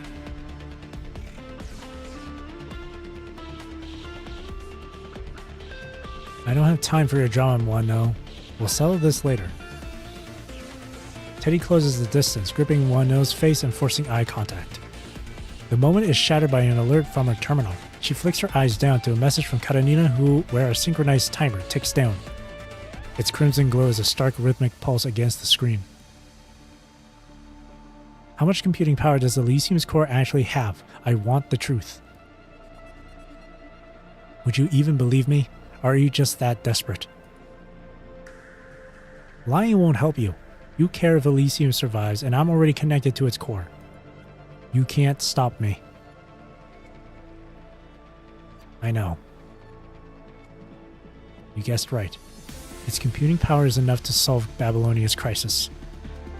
But the core is Elysium's foundation. Use it to prop up another structure and this whole world collapses. A digital world without processing power is no different from being deleted. Yes, Elysium was always virtual, but don't forget thousands of real people call this place home. So you make me choose which one to abandon. It's about which one to save. The virtual and the real can't coexist. You can only pick one and completely sacrifice the other. So, Are you going to abandon Elysium? Wano pulls out an electrolytic vape, taking a deep drag as if it might be her last. Paradoxically, a sense of calm settles over her now that the confrontation is unavoidable. I'm not selfless enough to sacrifice my own world. Babylonia means nothing to me. I suspect you'll choose your world too. But if you're going to do it, you'll have to go through me. A few seconds of silence stretch from Teddy before she launches into a torrent of calculations. The surge in her connection to Elysium's core is a palpable pressure against Wano's senses. The preliminary calculations complete, Teddy forms a plan. Without hesitation, she opens a communication channel to Karenina. You're wrong, Wano. No one's life is expendable. She emphasizes each word with deliberate intensity. Every single life matters. I'm not sacrificing either world. You. Karenina, tell Asimov to grant me full system access. I'm integrating Elysium's quantum supercomputer with all of Babylonia's data as a processing node. I was just waiting for... Wait, what? You're saying you'll be the processing node? Nobody told me it would be like this. Don't they have any remote interface equipment over there? There's no time. I can handle it. You'll die, damn it. Wano freezes at Karenina's furious words over the comms. Karenina!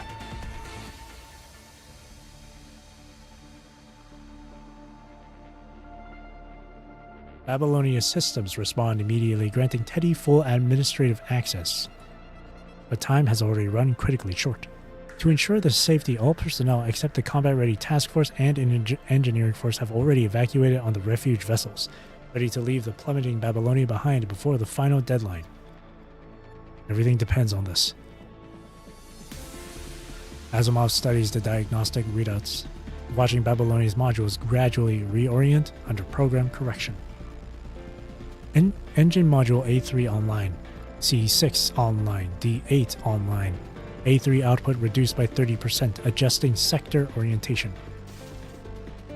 The data is a river flowing through his mind. A single string of red code flashes, an anomaly the system dismisses as a transient error. The program corrects itself almost immediately, but the glitch was enough. Asimov's focus has already locked onto a more critical issue. Processing time. It's too slow. It's not enough. The computing power is insufficient. At this rate, we'll never stop Babylonia's fall before it reaches the gravitational capture threshold.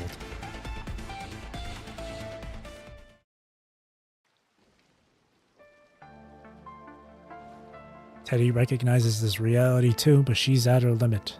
She can only focus her remaining strength on allocating computational resources. Damn it. Is this it? You were too arrogant, spouting crap about saving everyone. I don't know what the core showed you, but throwing your life away won't create some perfect ending. Huh. Isn't this what you wanted? Eddie's vision begins to swim, the world around her blurring at the edges. Let me connect to your system. I'll share the processing load. You don't have to. Cut the tough act. Teddy releases her access restrictions without another word. In the next instant, Wano is drowning. The full weight of Teddy's burden crashes into her. She sees endless mountains of data, rivers of raw information with no beginning and no end. Data, data, data. Endless streams of unprocessed data. She redirects every ounce of her frame's computing power, but it is a futile dam against a tidal wave. Excruciating pain surges through her systems as her mind deviation index skyrockets.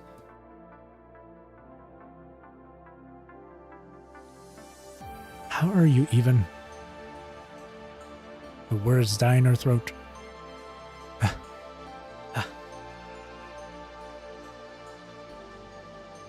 Darkness creeps into the edges of Teddy's vision. Is this my limit already? Reality fractures into countless mirror shards, revealing the darkness that lies beneath. And from that darkness, gentle whispers echo. Out on the grasslands, falling and dying are just part of life. Now you must charge forth. So I just need to close my eyes. And it will all be over. Words heard not long ago echo once more in her mind. This path is fraught with thorns, and I sincerely hope that sunlight will still find you. Sunlight. The infinite cold of the void triggers an instinctive, desperate need for sunlight. Sinking into the abyss like a drowning soul, Teddy reaches out. Then she feels the warm sunlight.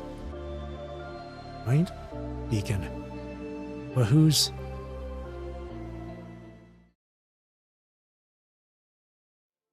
Teddy! Ah, it's that person. She hears that familiar voice reaching out to her.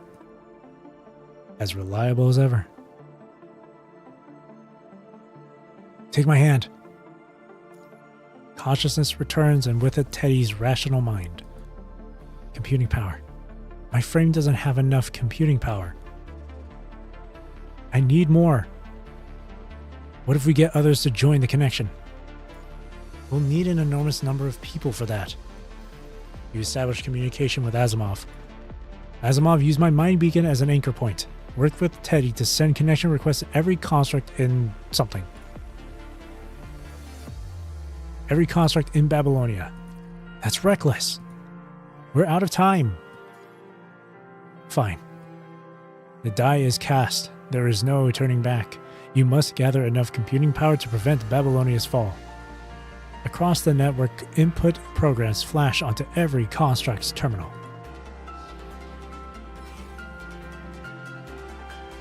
Grey Raven is joining the connection. Strikehawk is joining the connection.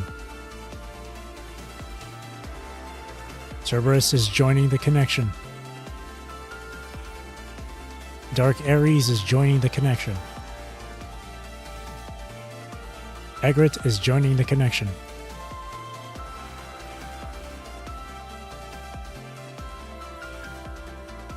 All Engineering Force members are joining the connection. Purifying Force is joining the connection.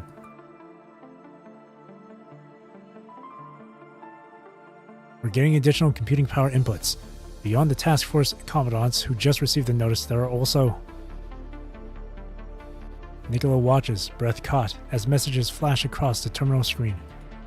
A silent testament unfolds. Humanity is forging a unified front, and Babylonia will not face the coming catastrophe alone. Watanabe of Oasis has agreed to provide assistance and join the connection. Sophia, Changyu, and Scorpio of Akdalek have agreed to provide assistance and join the connection. Rosetta and Diana of the Arctic Route Union have agreed to provide assistance and join the connection.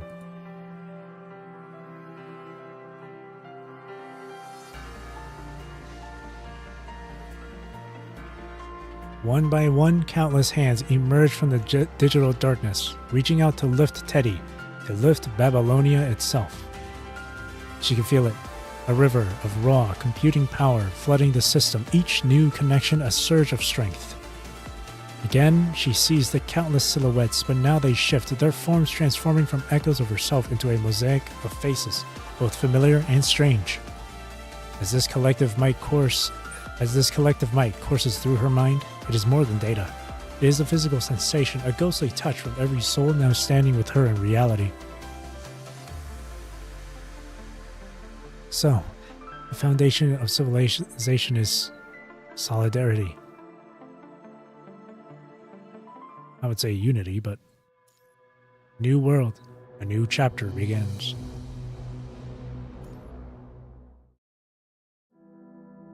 You're awake. Consciousness returns to Hassan in his sterile room at the Star of Life.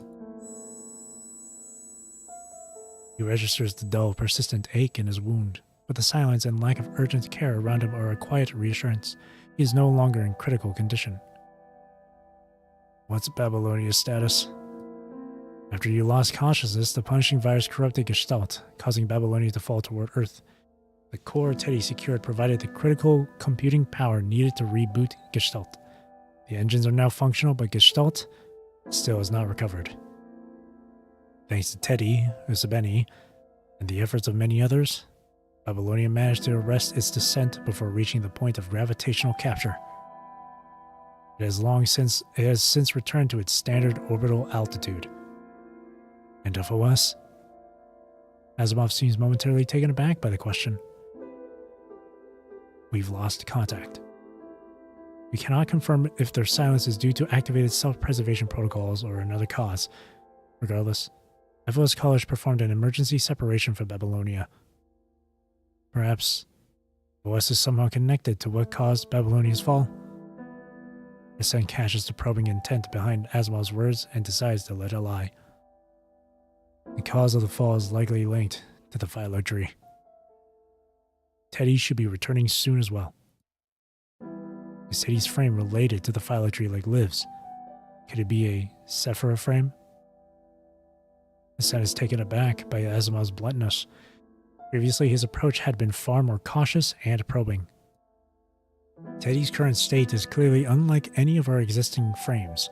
Its data closely resembles records we had in the archives. Ascent's gaze lowers, turning inward. Asimov waits for his answer. For a moment, the room falls into silence. You still want to ask about the phyllo tree of Osea, don't you? What I can tell you is that Teddy should be a Sephira frame, but the situation differs from Liv's. There's no point in keeping this secret anymore. These frames have emerged regardless. Ascent has always maintained his silence with Asimov, but today he seems to be opening up. Seeing his opportunity, Asimov decides to press his advantage and test his other theories. So the phyllo tree of Osea actually consists of two separate schemes. Are they direct opposites? Asimov? Ascent's voice, firm and final, cuts Asimov off. After all, everything needs a backup plan. Let's call it a day. We both have plenty of other matters to attend to.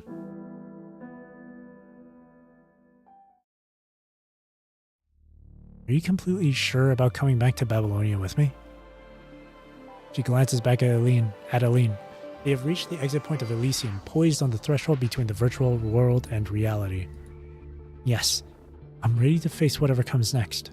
Whatever judgment awaits me, I'll accept it. That's what he taught me, after all. Aline doesn't face Teddy as she speaks, her gaze instead drawn to the shimmering outline of Elysium.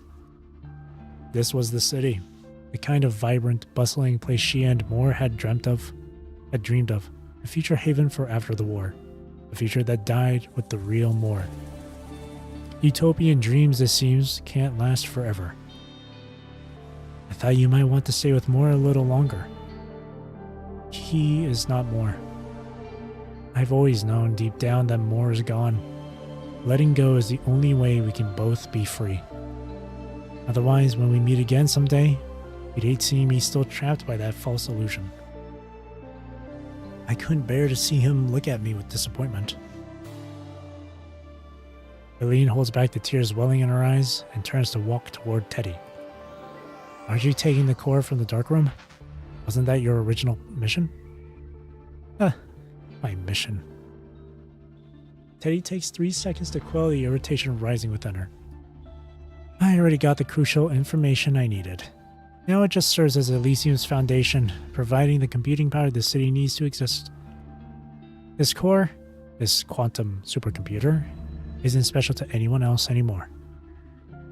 This is where it belongs. A breeze stirs around them seemingly from nowhere, as if all of Elysium is silently bidding them farewell. Let's go.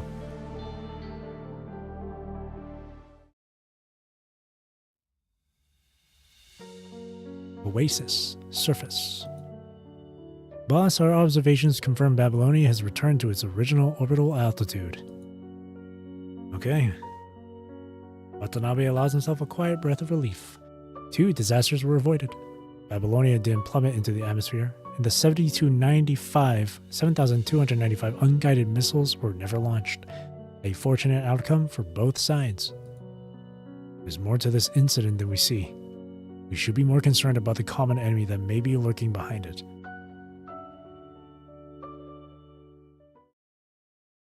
Now everyone's gonna be on alert. Actalec, let's go! The ACA! Actalec Commercial Alliance Service. A descent crisis with no clear cause.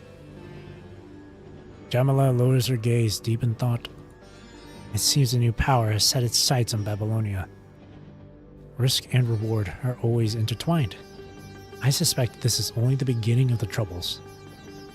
But Actalec has never shied away from risk, and we specialize in seizing opportunity from chaos.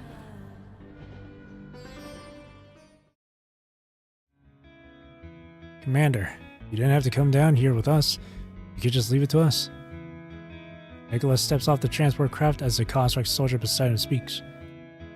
This time, I'm escorting Usabeni back personally. Besides, it's been years since I last stood on the surface. This seemed a good opportunity. Understood. Everyone finds tasks to busy themselves while awaiting the transport craft carrying Usabeni. Nicola, however, remains still, his gaze sweeping over their surroundings. How long has it been since he last stood on Earth? Ages. The ground beneath his feet is coarse and solid, and Earth's natural gravity holds a subtle, different weight from Babylonia's artificial pull. Have I really forgotten what Earth's gravity feels like? But some longings are inescapable. The call of Earth is a phantom limb, an ache in the blood. Even those exiled for decades, or those who have never felt the warmth of its soil, carry this ancestral homesickness deep within their bones. This is... Nicola's gaze falls on a small sapling standing alone not far away. He moves closer and crouches beside it. In the midst of the desolate, barren landscape, this tiny plant is the most vivid presence. A fragile but stubborn punch of life. Is something wrong, Commander? Have you found something? No, just a sapling. Oh, but surviving out here? That's something special. Maybe next time we come back, it'll be a full-grown tree. The soldier, a man of lively disposition, excitedly shares a few more thoughts about the sapling's future before catching himself. He turns to Nicola with an apologetic look. My apologies, Commander. I got carried away. No need. High spirits are a sign of strong morale. Life needs hope to have a future. In the distance, a transport craft settles to the ground. The Commandant emerges, wearing a cape emblazoned with a shield and wings insignia. Before walking toward Usabeni, Nicola casts a final glance at the sapling. It calls to mind a concept Hassan once described: humanity's only path to breaking the stalemate to come. He understands now. They are not the tree itself nor its crowning fruit. They are the soil, the unremarkable dust forgotten by the river of time. Those who hold power now have never been the true architects of destiny. That role belongs to others. But none of that matters. They will be the foundation, the rich earth from which a colossal tree will rise. They will nurture its ascending branches and countless tendrils until it blooms, until it bears a harvest for all of humanity. A new chapter begins.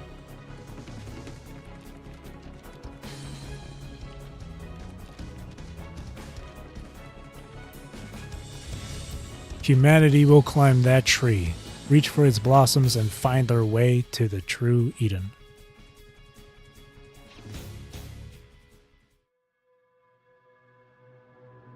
Oh. I am leaning so far back in my chair. Holy.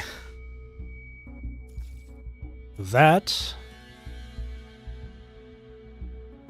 was so good. Okay, so now the newest story, the newest arc for this game has now begun. now it begins. Well, until the very next main story chapter, but wow. Oh, the way it flashed all the chapters from the prologue all the way to this one. Whew. Goodness me. Holy shit. That was really good. So if anything, 37 and 38 were both the build up, or both a sort of like epilogue or segue into the very next arc. Very nice. That was a fantastic chapter. That was really, really good. I liked a lot of that. Super good. It felt like what could have... It felt like...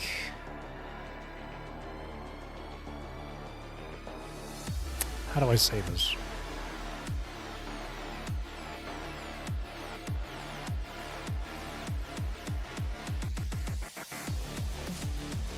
How do I describe this?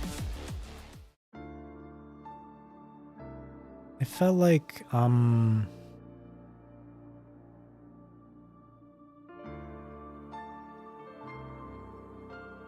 compared to the previous chapter, to 37, this Sightline Breach felt like what where Nightmares Dwell could have been or should have been. Because this one had a really good balance. It felt like this one had a really good balance when it comes to the overall plot, as well as a focus on the character featured in this. At least that's what it felt like to me. Compared to where Nightmares Dwell, where it was more of a focus on just like the overall plot and not so much on Liv. Well, there was some focus on Liv, but it wasn't super like... It wasn't like super crazy or anything. I don't know.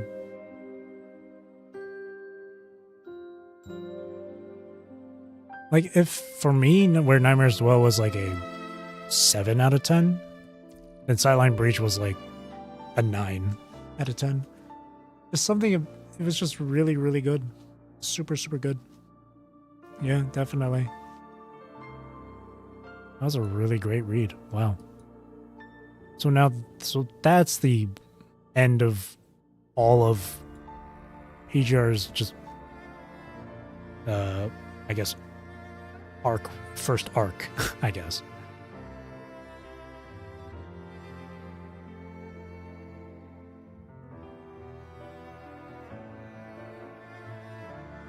So now, chapter 39 is gonna be is fully gonna be something new. These last two chapters were just like a nice way to ease into it. Yeah, I guess if it was like split into two, yeah, 37 was like the first half of this prologue or epilogue, and then 38 was the last half of this epilogue. So if anything, it's like 37 was like the incline of like a roller coaster, and then of the roller coaster like just slowly going up, and then Sightline Breach was like the entire ride, I guess, if I had to describe it. Both were still good, but Sightline Breach was just like crazy good. I could try and attempt this final achievement now.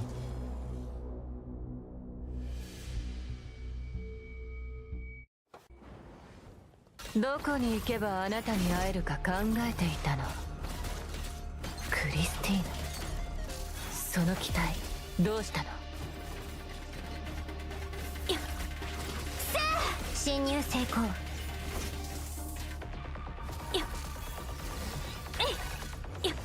ワームウイルス。権限出しちゃいました。雑魚レベルね。偽りを破壊する。座につくのは私よ。ゾンビコンピュ God ータ damn ー it. 陥落 Those beams come out so quick. ワームウイルス権限が変更されました。 Oh, if you land all three, then she あ doesn't な do た the に whole は laser 想 thing. 像で Okay. きないでしょうね。私が見た未来を。ワーム権限ダッシュデジタル空間だらけね。私に歯向かうからよ。その愚行を悔い改めなさい。デジタル空間はっ視覚ジャミングよっさあよっよっえいウイルリンク過負荷雑魚レベルね。偽りを破壊する。工場の制御権限が承認されました。制限が解除ゾンビされました。コンピューター陥落。視覚ジャミングデジタル空間よっはっウイルスプログラムインストールよっ侵入成功。ゾンビコンピューター What? 陥落。注入に How? 成功しました。ただいま上書き中です。よっはっリンク過負荷ここで必ず消してやるわ。使いなさい。デジタル空間はっ侵入成功。はっえいよ How am I supposed to avoid those freaking lasers? ワームウイルスはっはっはっえいよ視覚ジャミングワームもう一度演算するわ。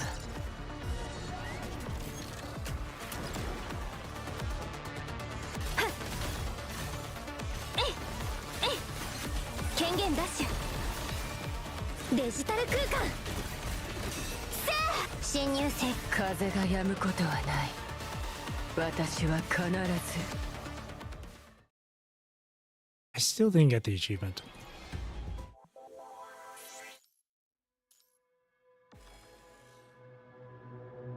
Getting hit by those freaking drones, man. どこに行けばあなたに会えるか考えていたの。クリスティーン、その機体どうしたの？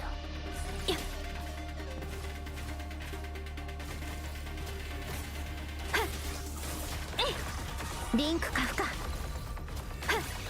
えい侵入視覚ジャミング雑魚レベルね。偽りを破壊する。座につくのは私よ。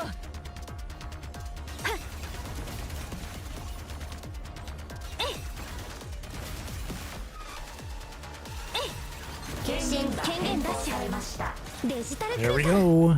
That's better. だらけね。私に歯向かうからよ。その愚行を悔い改めなさい。視覚ジャミングデジタル空間ゾンビコンピューター陥落。ワームウイルスよっはっ侵入成功。工場の制御権リンク過限が承負荷認雑魚レベルね。偽解除されました。りを破壊する。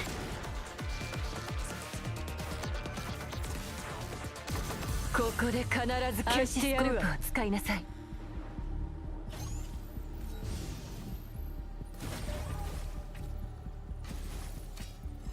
ゾンビコンピューター陥落。 Oh my god, dude. It's hard to... Ugh. It's hard to pay attention to both the drones and then our 上 fairies. っ面の正義、ヘドが出るわ。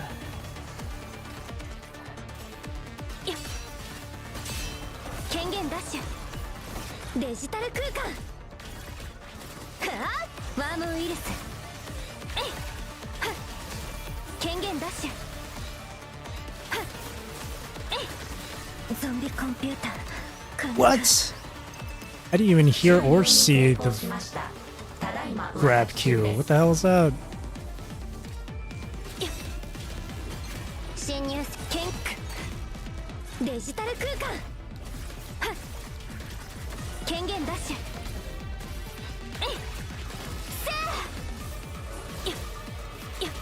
ーウイルスプログラム視覚ジャミング雑魚レベルね。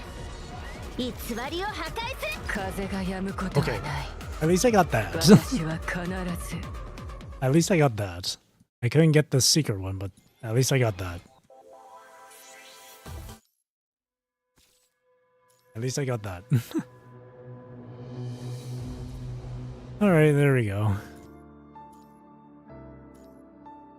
Good fight though. It is a bit tough. It is tough. At least for me.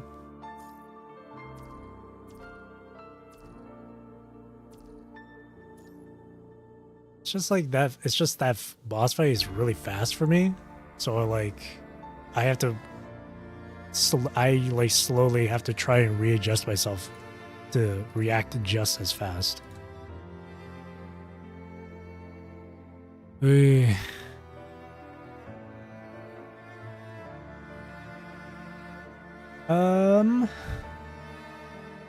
Should I do Norman? I know I said I would do it, but I'm not sure. It does reset in just like more than a week. Also, I should finish this. I mean, I could do this. I'll finish this.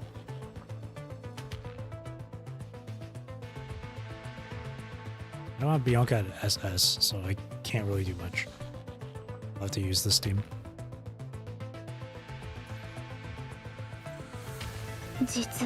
I might just end up doing... I might just end up doing Norman next week instead.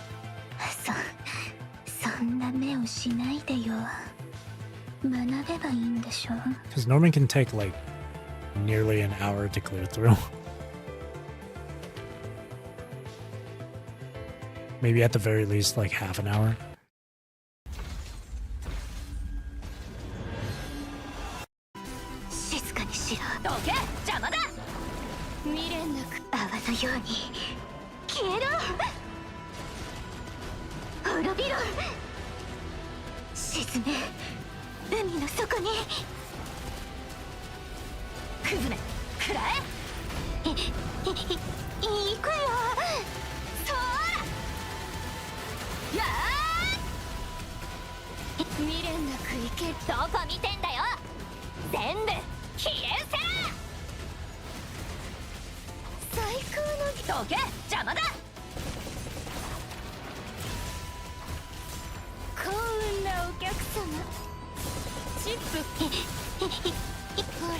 If I had Bianca at SS, I would use her instead here.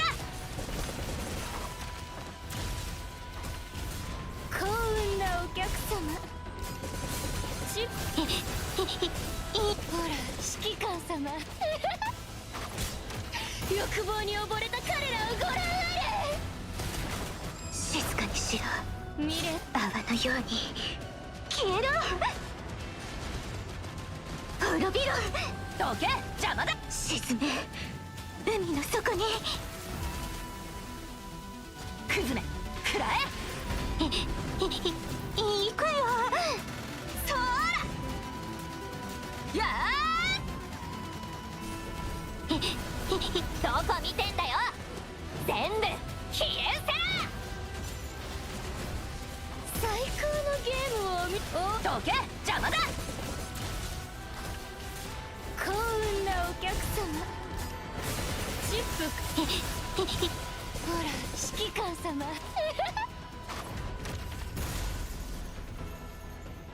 指揮官様、ベッドはそれだけでいいのですか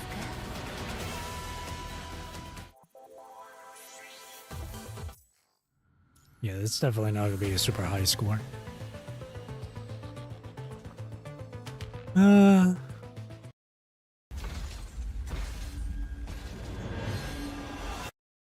静かどけ邪魔だ。未練なく生ける泡のように消えろ。滅びろ。沈め海の底に。バーストスラッサー転換。行くよ。やー。 Yeah, I definitely need Bianca to be stronger right now, 未練なく生けど just so こ I 見て can んだ do よ。 this 全部 or 消え clear it more easily and quickly. 最高のどけ邪魔だ。幸運なお客様。ほら指揮官様。欲望に溺れた彼らをご覧あれ。未練なく生けるチャンスは泡のように消えろ。滅びろ。沈め海の底に。クズめ食らえ。行くよ。やー。そーら。どこ見てんだよ。全部消え失せ。最高のゲームをどけ邪魔だ。幸運なお客様。チップほら指揮官様。欲望に溺れた彼らをご覧あれ。どけ邪魔だ。未練なく生けるチャンスは泡のように消えろ。出ていけ。滅びろ。沈め海の底に。バーストスラッサー転換。そーら。未練なく生けるどこ見てんだよ。全部消え失せ。最高のゲームどけ邪魔だ。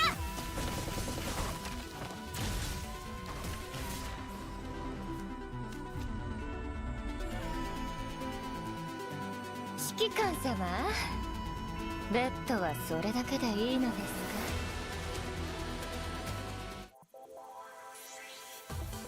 Yeah, definitely.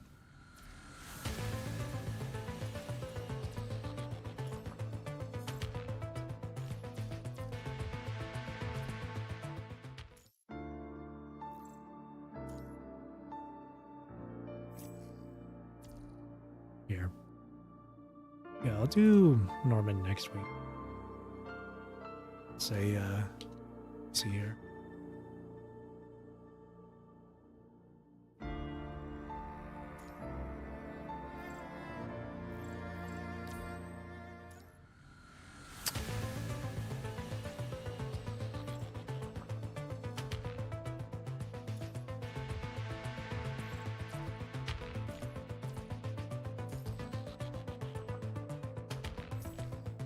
私のリズム。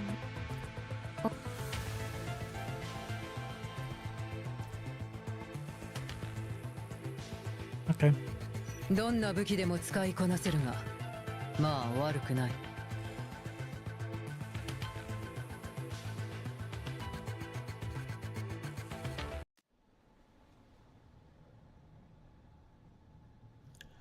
ここで生まれ変わり、そして消えていく。四面眉の金箔乱流と解く轟音に散れ残響に乗せて全て滅びなさい羽ばたく共鳴の鶴ね星屑にこの曲を捧げましょうオーバーチュアはここまでライトモチーフを奏でましょうが共鳴の鶴ね即興のレセビブル終幕のカーテンコール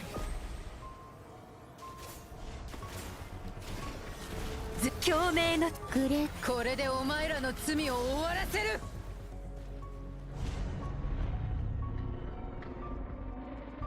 命乞いに意味はない。この戦いは終わりだ。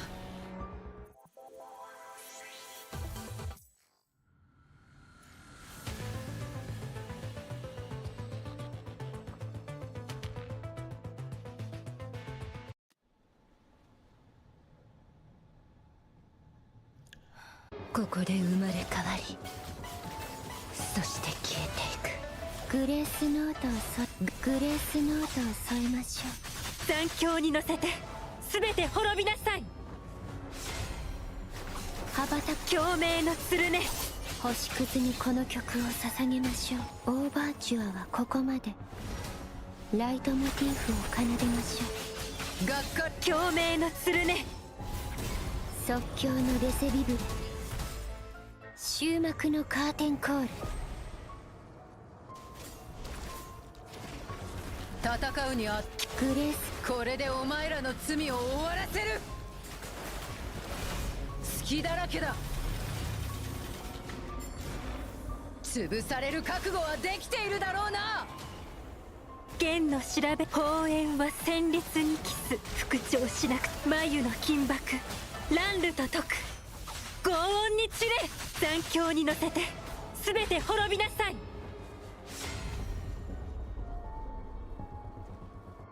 幕引きにて演目終了。こたびの演奏いかがでしたか。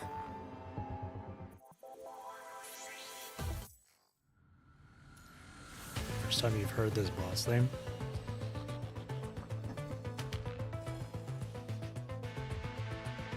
It's a rendition of Exorcism OST. It's the same melody. ここで生まれ変わりそして消えていくグレースノートを添えましょう残響に乗せて全て滅びなさい幅共鳴の鶴ね星屑にこの曲を捧げましょうオーバーチュアはここまでライトモチーフを奏でましょう共鳴の鶴ね即興のレセビブル終幕のカーテンコール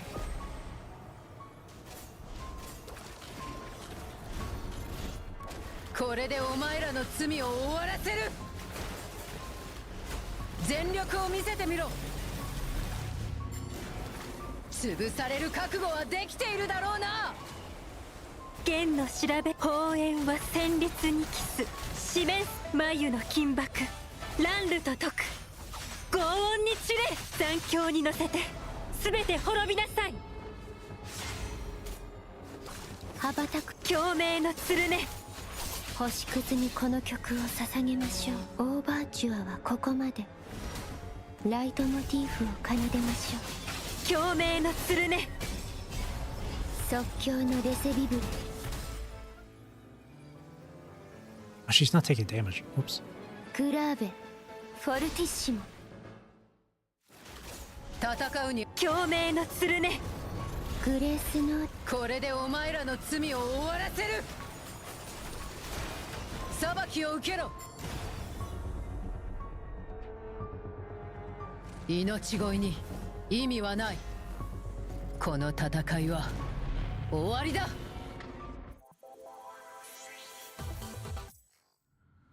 I somehow had a way better time with this fight than I did this one. What the heck?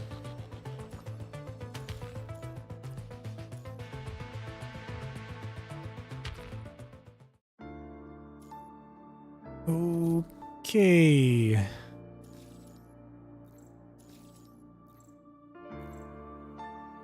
Yeah.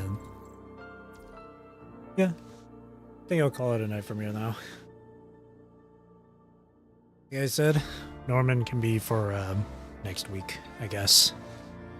So, Sightline Breach chapter done. Oh, it got reset.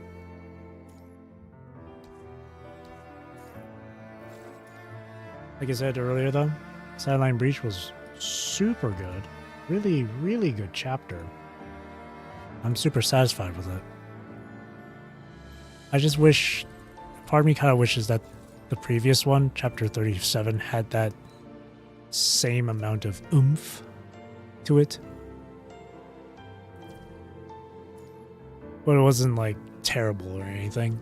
Like as I said earlier, if 37 was like a 7 out of 10 for me, this one was like a 9 out of 10. And I'm excited to see where the story goes next. According, it might end up being Rosetta being absolutely next. Rosetta might be the very next, is probably is most likely the next character to come out in this game. Maybe like a month or and a half from now. She's probably next. Surely it has to be like some sort of main story quest. Surely. Either way, though, I'm looking forward to it. Very much so. But yeah, great chapter. Lovely stuff. It was definitely the last 2 or 3 nodes were my absolute favorite to go through. Yeah, these last 3 were really, really good. Super good stuff. Fantastic.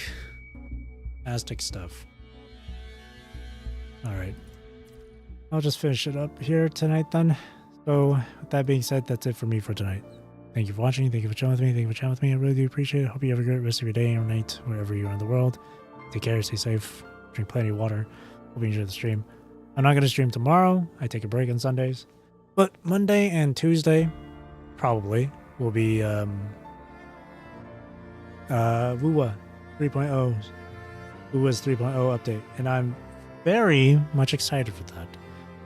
I'm very, very much excited to play through that. I haven't seen anything in regards to the story. I've seen a few screenshots here and there about the world, with people riding around on their motorcycles and shit. But I have no knowledge about the story. So I'm very excited and curious. Again, thank you for watching, and again, I hope you enjoyed the stream. See you on Monday, and have a great rest of your weekend then. Alright, thank you. Bye-bye.